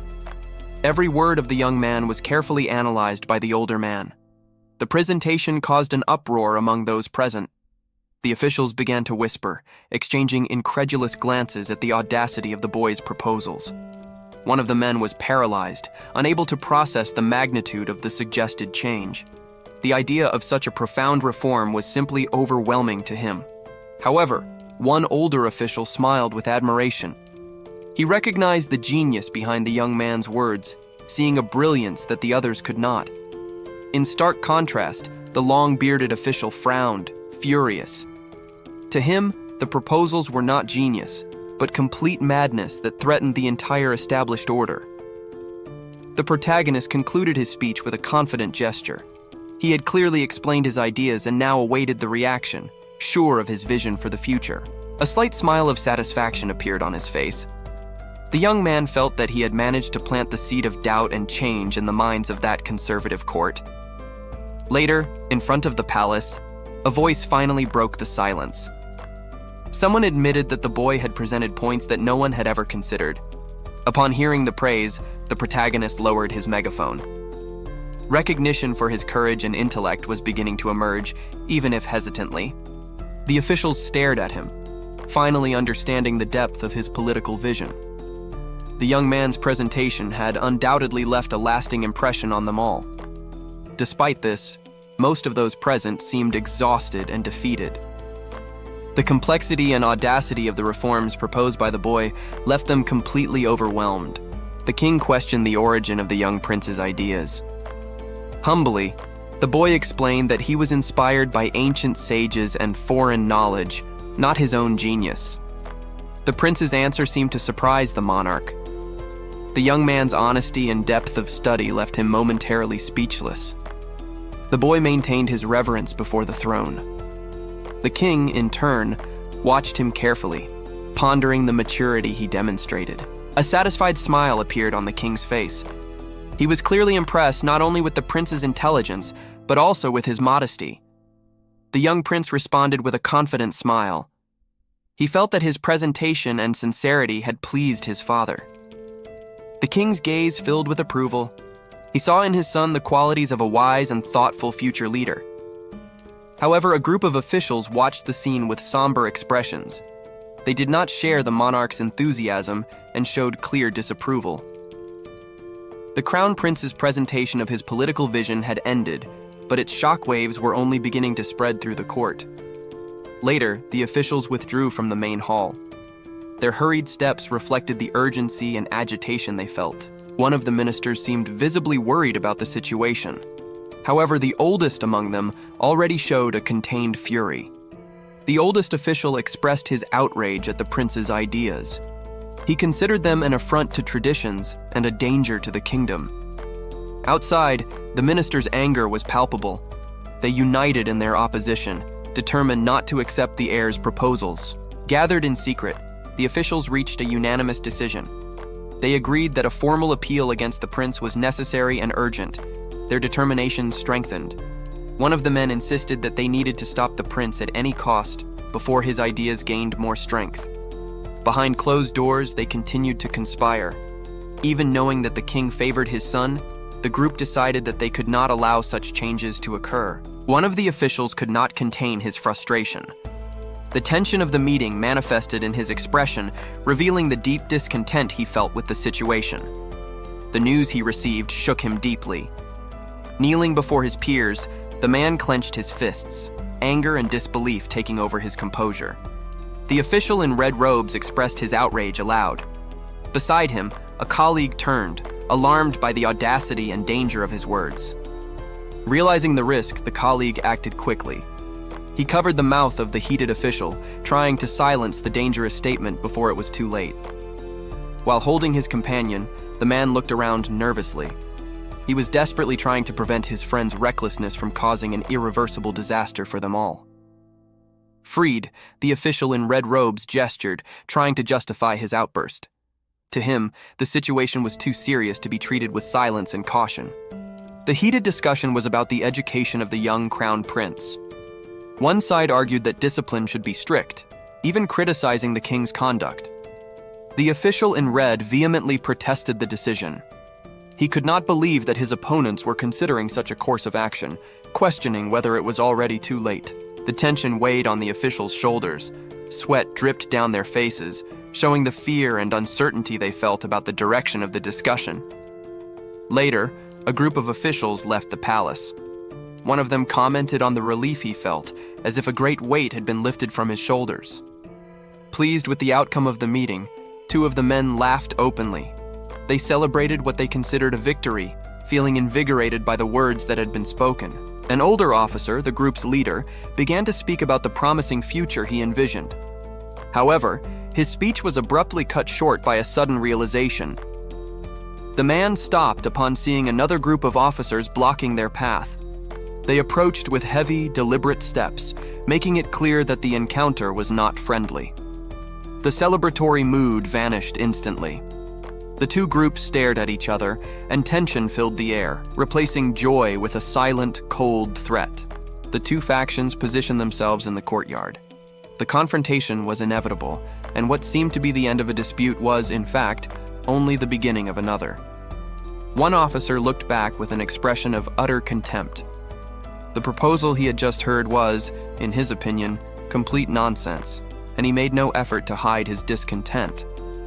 Other nobles shared the same outrage. One of them closed his eyes in frustration, while the other looked away in disgust. The decision made was clearly unacceptable to them. The group of officers decided to take action. They retreated to draft a formal appeal, believing it was the only way to oppose that order and demonstrate their dissatisfaction. Meanwhile, in a secluded pavilion, the king and the young prince enjoyed a moment of calm at dusk. They were far from the tension that was building in the court. The king praised the boy's presentation, showing his complete approval. The young prince, in turn, thanked him with humility and respect for the trust placed in him. The monarch seemed genuinely pleased with his son's performance. He showed no regret for the controversy the young man's proposal had generated among the nobles. The prince received the praise with a smile, happy to have his father's support. The king's approval was what mattered most to him at that moment. The king mentioned, with some irony, the avalanche of appeals he expected for the next day. They were both aware of the opposition, but did not seem intimidated by it. The next morning, a new day began at the palace. With it, the promise of a strong reaction from the court officials was about to materialize. Two secretaries were completely shocked by what they saw. The scale of the opposition was much greater than they could have imagined, leaving them speechless. Before them, a mountain of appeal scrolls piled up. The entire court seemed to have united to formally protest the prince's decision. Despite the shock, one of the officers began the daunting task of organizing the protests. The work ahead of them was monumental and exhausting. The officers were just a small part of a vast table covered in appeals. The opposition to the prince was organized, numerous, and now officially recorded. The king observed the situation with a serious and thoughtful expression. The lightness of the previous evening disappeared as he faced the reality of his court's resistance. Sitting on his throne, the monarch found himself literally surrounded by the appeals. He now needed to deal with the direct consequences of his son's bold proposal. The court officials waited in silence, with their heads bowed in respect. The king, however, said nothing, allowing the tension to build in the throne room. One of the older advisors, dressed in red, looked up. His expression was one of severe disapproval, silently questioning the monarch's hesitation. From atop his throne, the king presented the decree to the court. All those present fixed their gaze on the document, aware that its contents could seal destinies. Upon hearing the first words, one of the nobles widened his eyes. Shock and disbelief took over his expression at the nature of that order. Anger simmered within the officer, who clenched his fists tightly, crumpling his robes. He restrained himself, but his fury was a visceral reaction to the proclamation. Another advisor, visibly shaken, tried to address the king. His voice failed, demonstrating the fear and confusion that had spread among the subjects. With a firm and deliberate gesture, the monarch selected an item from among the various ones arranged before him. His decision was made, ignoring the growing unrest in the room. The king then addressed the advisor in red, inviting him to feel at ease. It was a formality that contrasted with the heavy atmosphere that dominated the environment. The officer approached and picked up one of the scrolls. His movements were careful, as if he were handling something he would rather not touch. With his head still bowed, the advisor expressed his submission to the royal order. However, his posture revealed a deep reluctance to accept what had been imposed on him. The king held the decree firmly. The document announced new and severe restrictions on illegitimate children, a law that would shake the power structure of the noble families. The other nobles reacted with silent panic. Sweat dripped from their faces as they tried to process the devastating implications of the new law. The advisor in red looked at his sovereign, the initial shock giving way to pure horror. He finally understood the true magnitude of that decision and the chaos it would cause. The officer presented the decree to the king, completing the ritual. Despite the formality, a chasm of resentment and conflict opened up between the throne and its advisors. The king listened to the discussion in the throne room, his expression revealing the gravity of the situation. He seemed deeply displeased with what was being proposed, feeling the weight of the crown. One of the advisors felt the pressure of the moment. Sweat dripped down his forehead as he processed the words spoken, anticipating the consequences of that tense meeting. However, the young prince remained calm and resolute. He prepared to present his own argument, aware that he would be challenging everyone in the room. The young man's argument was based on the teachings of great sages of the past. He used their wisdom to validate his position, showing that his idea was not impulsive. The memory of being scorned for his origin as the son of a concubine surfaced. That past humiliation fueled his present determination to fight against injustice. The prince knew that political alliances had been formed in the shadows. Agreements that benefited some, but that he believed harmed the kingdom. were sealed with handshakes. One of the oldest advisors couldn't hide his shock. The prince's words were a direct affront to his authority and the traditions he defended. But the young man didn't back down. He faced the advisor with unwavering determination, making it clear that he would not be intimidated by the opponent's status or age. Before the imposing advisor, the prince seemed small. However, his posture did not show fear, but the courage to confront an established figure of power. Alone in the center of the throne room, the young man addressed the king and the entire court. Each official present witnessed his act of defiance, making it a point of no return. With a firm voice, the prince invoked the principles of Neo-Confucianism. He used the ideology to argue that the actions of the court were wrong, shocking those present with his audacity. The reaction was immediate and unanimous. The advisors were dumbfounded, incredulous at the young prince's boldness in using their own teachings against them. Without wavering, the protagonist continued his argument. He gestured passionately, explaining how the ideals they cherished so much were being corrupted by their own actions. The white-bearded advisor's surprise turned into contained fury. He felt cornered by the boy's logic, unable to refute the argument publicly. Then, the young man made his final move.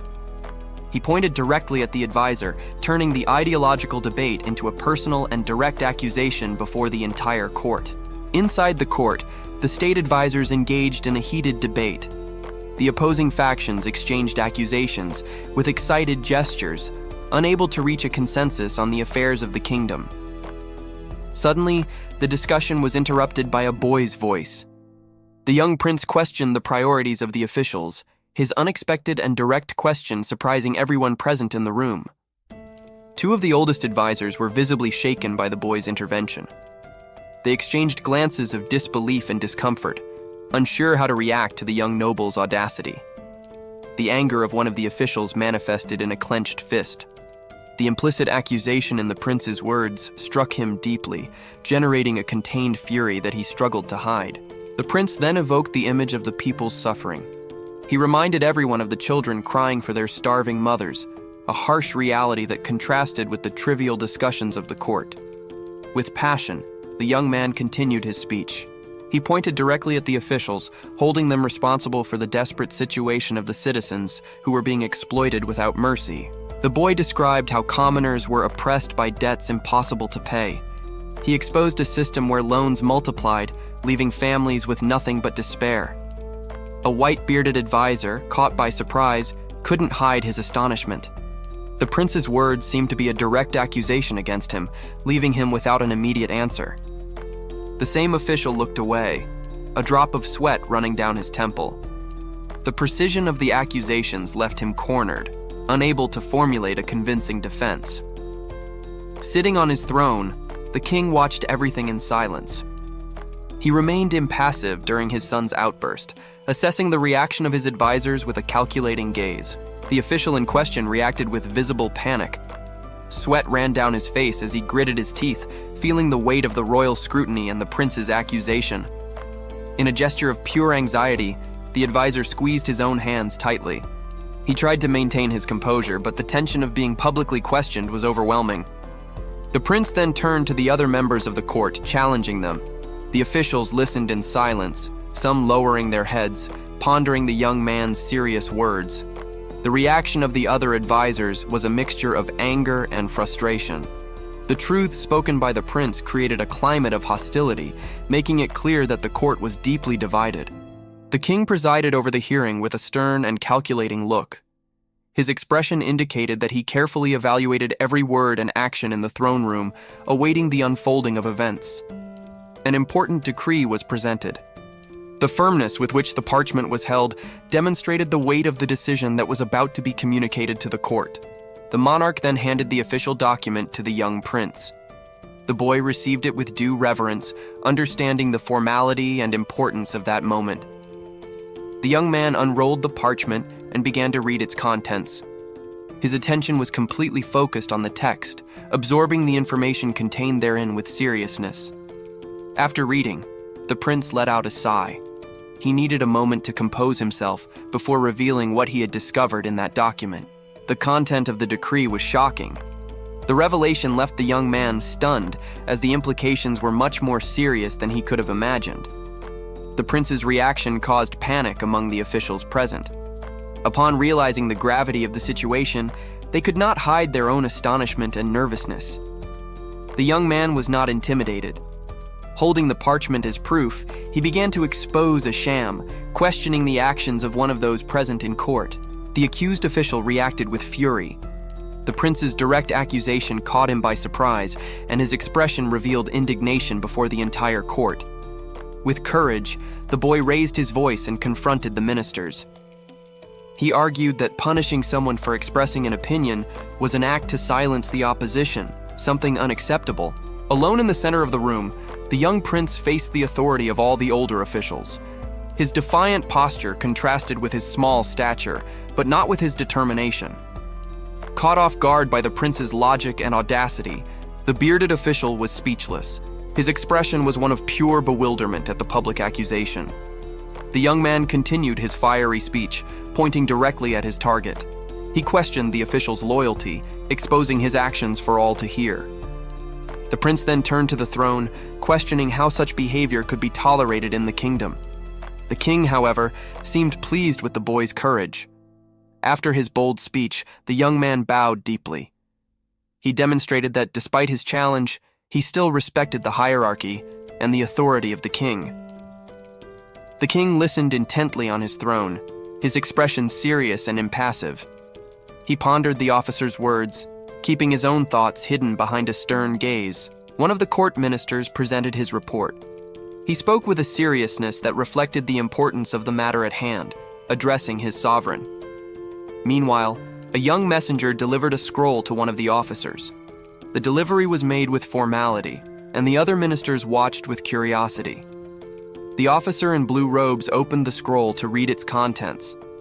However, his expression drastically changed to one of shock and panic upon seeing what was written. Terror took over his eyes. The contents of that document were something he clearly did not expect, and that left him completely shaken. His hand trembled, crushing the edge of the scroll tightly. The man's agitation was evident, a physical reaction to the disturbing news he had just received. In desperation, the officer turned to the king. He tried to invalidate the message, insisting that it was only a personal opinion and not an official decision. The other ministers began to whisper among themselves. The officer's sudden outburst caused a wave of unrest and speculation in the court. The king, however, remained silent, watching the officer with a cold stare. He assessed the situation calmly, not letting himself be carried away by the man's panic. Realizing that his attempt had failed, the officer prostrated himself in complete terror. He begged, understanding the gravity of his position and the possible consequences. The court was dismissed. The king announced that he would take his time to decide, leaving the ministers in a state of great apprehension as they withdrew. Outside, a minister in red robes confronted the panicked officer. His expression was one of pure fury, blaming his colleague for what had happened. The officer in blue robes tried to walk away, but the enraged minister grabbed him from behind, preventing his escape. The confrontation was inevitable. The anger exploded. The man in red grabbed the officer by the collar, his fury overflowing in a violent accusation. The discussion turned into a physical fight. The other officers rushed to separate them, trying to contain the violence and calm the heated tempers. A court official expressed his fury. The idea he had just heard was so absurd that it left him in a state of shock and anger, believing it to be treason. He then confronted his colleague, grabbing him by his robes. The man demanded to know the reason behind the suggestion to depose the crown prince, an unthinkable act. With fury, the aggressor rebuked the other official. He explained that altering the line of succession was an act that required perfect conditions, which they clearly did not have. Other members of the court watched the scene stunned. They understood the gravity of the discussion and the danger that those words represented for everyone involved in the palace. The discussion unfolded in the courtyard, in plain sight of everyone. While some looked shocked, others preferred to walk away, avoiding getting involved in the dangerous political dispute. The man in red robes was accused of heresy. His colleague reminded him that such talk was a capital offense, a risk he seemed willing to ignore. The physical aggression increased when the officer in blue pushed his interlocutor against the wall. He was determined not to let such a dangerous idea pass without contestation. He repeated his point vehemently, emphasizing the political realities. For a change of power, time, advantage, and unanimity were needed, and they had none of that. The grip on his robes intensified, symbolizing the pressure of the situation. The cornered officer remained silent, without arguments to defend himself from his colleague's fury. The exchange of words attracted the attention of other officers. They remained paralyzed, witnessing a confrontation that could have terrible consequences for the entire royal court. Suddenly, a hand intervened, landing gently on the shoulder of the frightened officer. It was a silent gesture, an attempt to calm the situation that was spiraling out of control. Upon noticing the intervention, the aggressor seemed to yield. He covered his face, exhausted by the frustration and recklessness of his colleague's proposal. Meanwhile, a man in green robes watched everything from a distance. He remained silent in front of a closed door, with a calm and indecipherable expression. Elsewhere, a young noble let out a tired sigh. The burden of the court's political turmoil clearly weighed on his shoulders. Two young princes twirled in their chambers, a rare moment of playfulness amidst their duties. They seemed carefree, immersed in the fun of that instant. A man recalled that moment with his eyes closed. His expression was one of intense concentration, as if seeking strength in an old memory for the challenge he would face. An officer reacted with shock to a sudden declaration. The news caught him completely by surprise, shaking his composure in front of everyone in the court. The prince's memory returned to his childhood, writing with fury. He channeled his determination into every stroke, promising to overcome his rival at any cost. A court official questioned the presence of an unexpected visitor. The arrival so early in the morning indicated that something urgent and out of the ordinary was about to happen. The visitor, a man in green robes, presented a tray overflowing with scrolls. His expression was serious, fulfilling an order that would certainly cause a great impact. The official was paralyzed with shock upon seeing the absurd amount of documents. He could not believe what his eyes were seeing, understanding the magnitude of the situation. The pile of scrolls was monumental. Each roll represented a petition, a voice, an overwhelming pressure on the court and its decisions. The king watched the scene with a satisfied smile. The mountain of petitions before him was exactly the result he expected, a demonstration of power. An elderly advisor received one of the scrolls with a stern expression. He clearly disapproved of that tactic, but was forced to inspect the document. The counselor began to read the contents of the scroll. His rigid posture indicated that he was analyzing each word with the utmost scrutiny and distrust. Fury took over the elderly counselor as he read. His body trembled with rage, and the other officials around him noticed his reaction, confused and apprehensive. The king maintained his calm smile, observing his counselor's reaction. He knew exactly what was written and reveled in the chaos his maneuver was causing. Another official read one of the documents with growing concern. The proposal contained in the scroll was so shocking that he could barely process the information. The man closed his eyes, sweating profusely. The weight of those words was too much to bear, and he felt overwhelmed by the audacity of the proposal. A decree began to be read, detailing how its author had been accused by the ministers of following the controversial philosophies of the legalists. The person behind the document wrote their defense carefully, each character drawn with defined intention and purpose. The author acknowledged the criticisms, citing the fall of the Qin dynasty as an example of tyranny that abandoned divine laws and oppressed the people. However, he presented a crucial counterpoint. It was precisely the legalist teachings that allowed the Qin dynasty to unify the nation and end a period of war. The writer argued that these same teachings, despite their reputation, still formed the basis of fundamental law to this day. An official continued reading the scroll. The text used the metaphor of a giant tree, whose deep roots prevented it from falling even during the strongest storms. The author's conclusion was clear. To prosper, the nation needed to embrace diverse ideas to strengthen its own roots, becoming unshakable. One of the ministers listened to the proposal with shock and apprehension. The audacity of that philosophy left him visibly disturbed. Another older official reacted with contained fury, his face contorting with anger as he heard ideas that challenged tradition. In contrast, the young author of the proposal smiled confidently. He seemed pleased with the stir his words caused in court. Before the king on his throne, the proponent formally presented his vision to the entire assembly, challenging the status quo. The young man's mind turned to a memory from his childhood when he observed the world with an already stubborn and defiant stance. The memory darkened, bringing to light a moment when he was severely punished, subdued, and beaten on the floor by adults. He remembered the feeling of helplessness from that moment, fallen and resigned to his punishment, an experience that shaped him. Another chaotic scene arose in his mind. Officials crying in despair before an offering, a moment of great mourning and collective anguish. The young man seemed shaken by a sudden noise. He was clearly under pressure, worried about the situation unfolding around him. However, the protagonist quickly recomposed his determination. He understood that, to succeed, he first needed to win public opinion in his favor. His plan depended on building people's trust in a new culture of medical treatment. Only then could his initiative spread and be accepted. The result of his effort was a moving success. Seeing the gratitude and relief of the people, the young man smiled, satisfied to have made a difference. Later, the news reached the palace. An official made a formal proposal to the king, suggesting expanding the new inoculation method to other provinces. However, the idea met with immediate resistance. An elderly counselor demonstrated his clear disapproval, remaining silent, but visibly displeased with the suggestion. The monarch listened to the report attentively. He carefully pondered the implications of that new and controversial practice for his kingdom. Some days passed, but the debate in the royal court was far from over.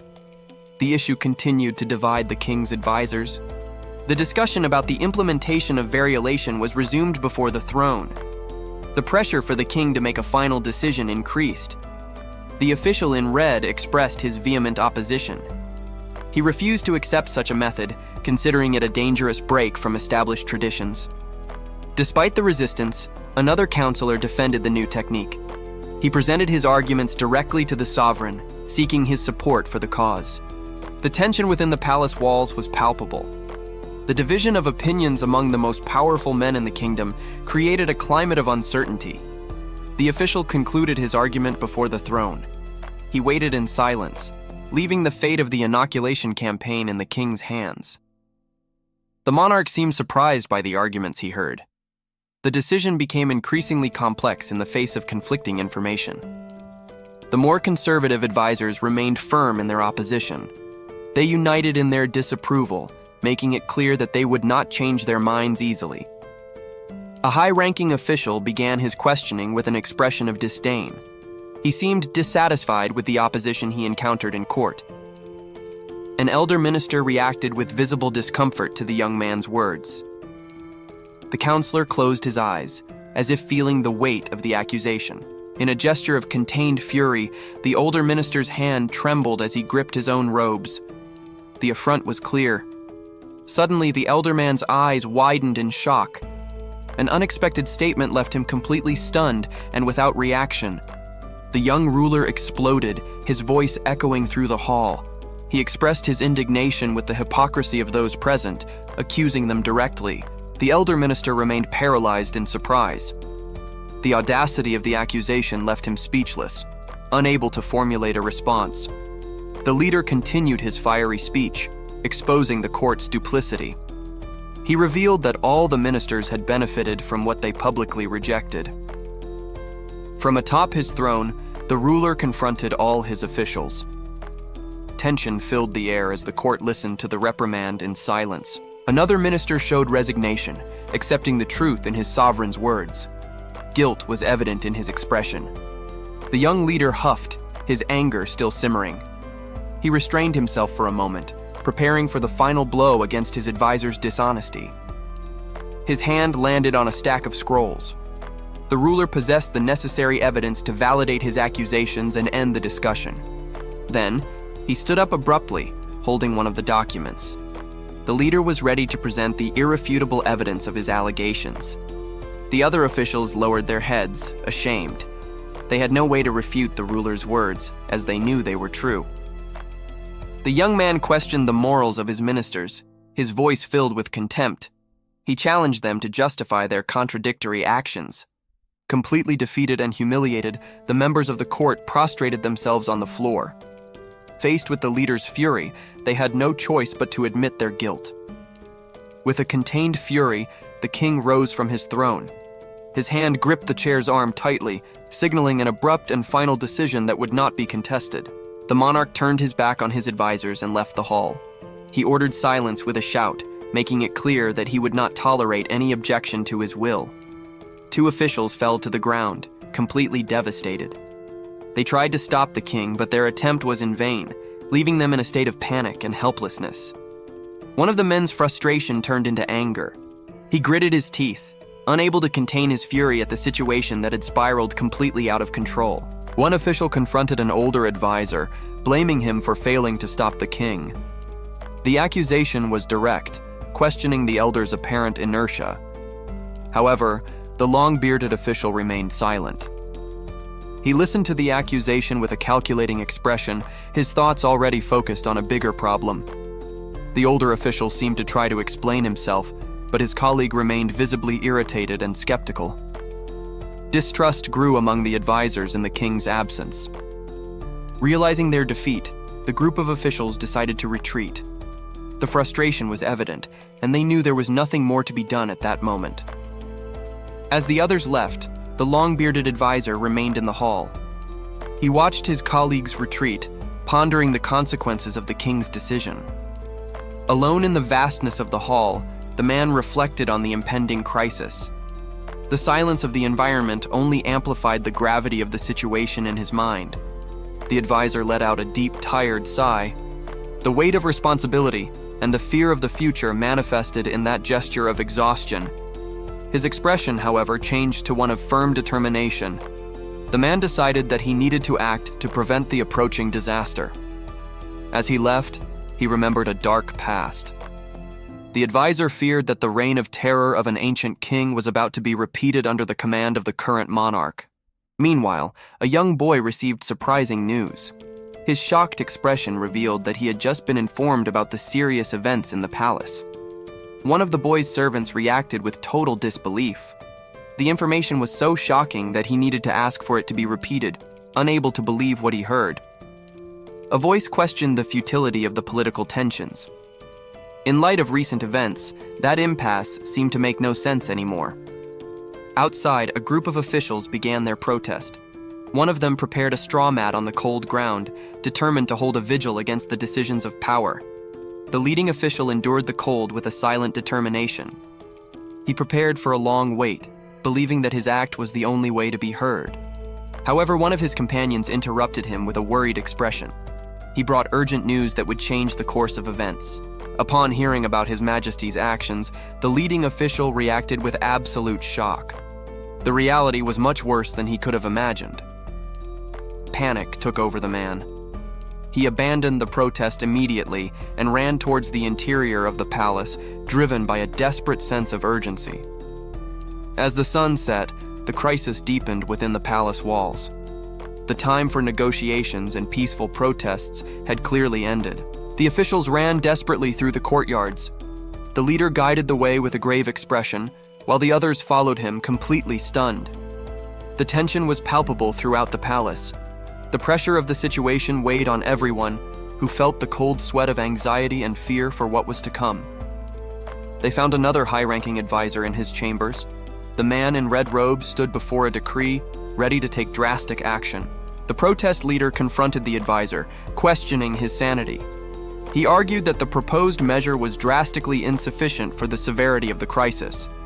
The official in red robes, however, remained impassive. Holding the decree, he showed no sign of hesitation on his serious face. His interlocutor was shocked by the advisor's calmness. He couldn't understand how the man could be so resolute in the face of an impending disaster. The advisor in red explained his position firmly. He made it clear that his primary responsibility was to govern the country, above any objection. With the decision made, The official turned and left to execute the order. The other tried to stop him, but his desperate appeal was in vain. A court official reacted with shock and despair, nearly fainting at the news.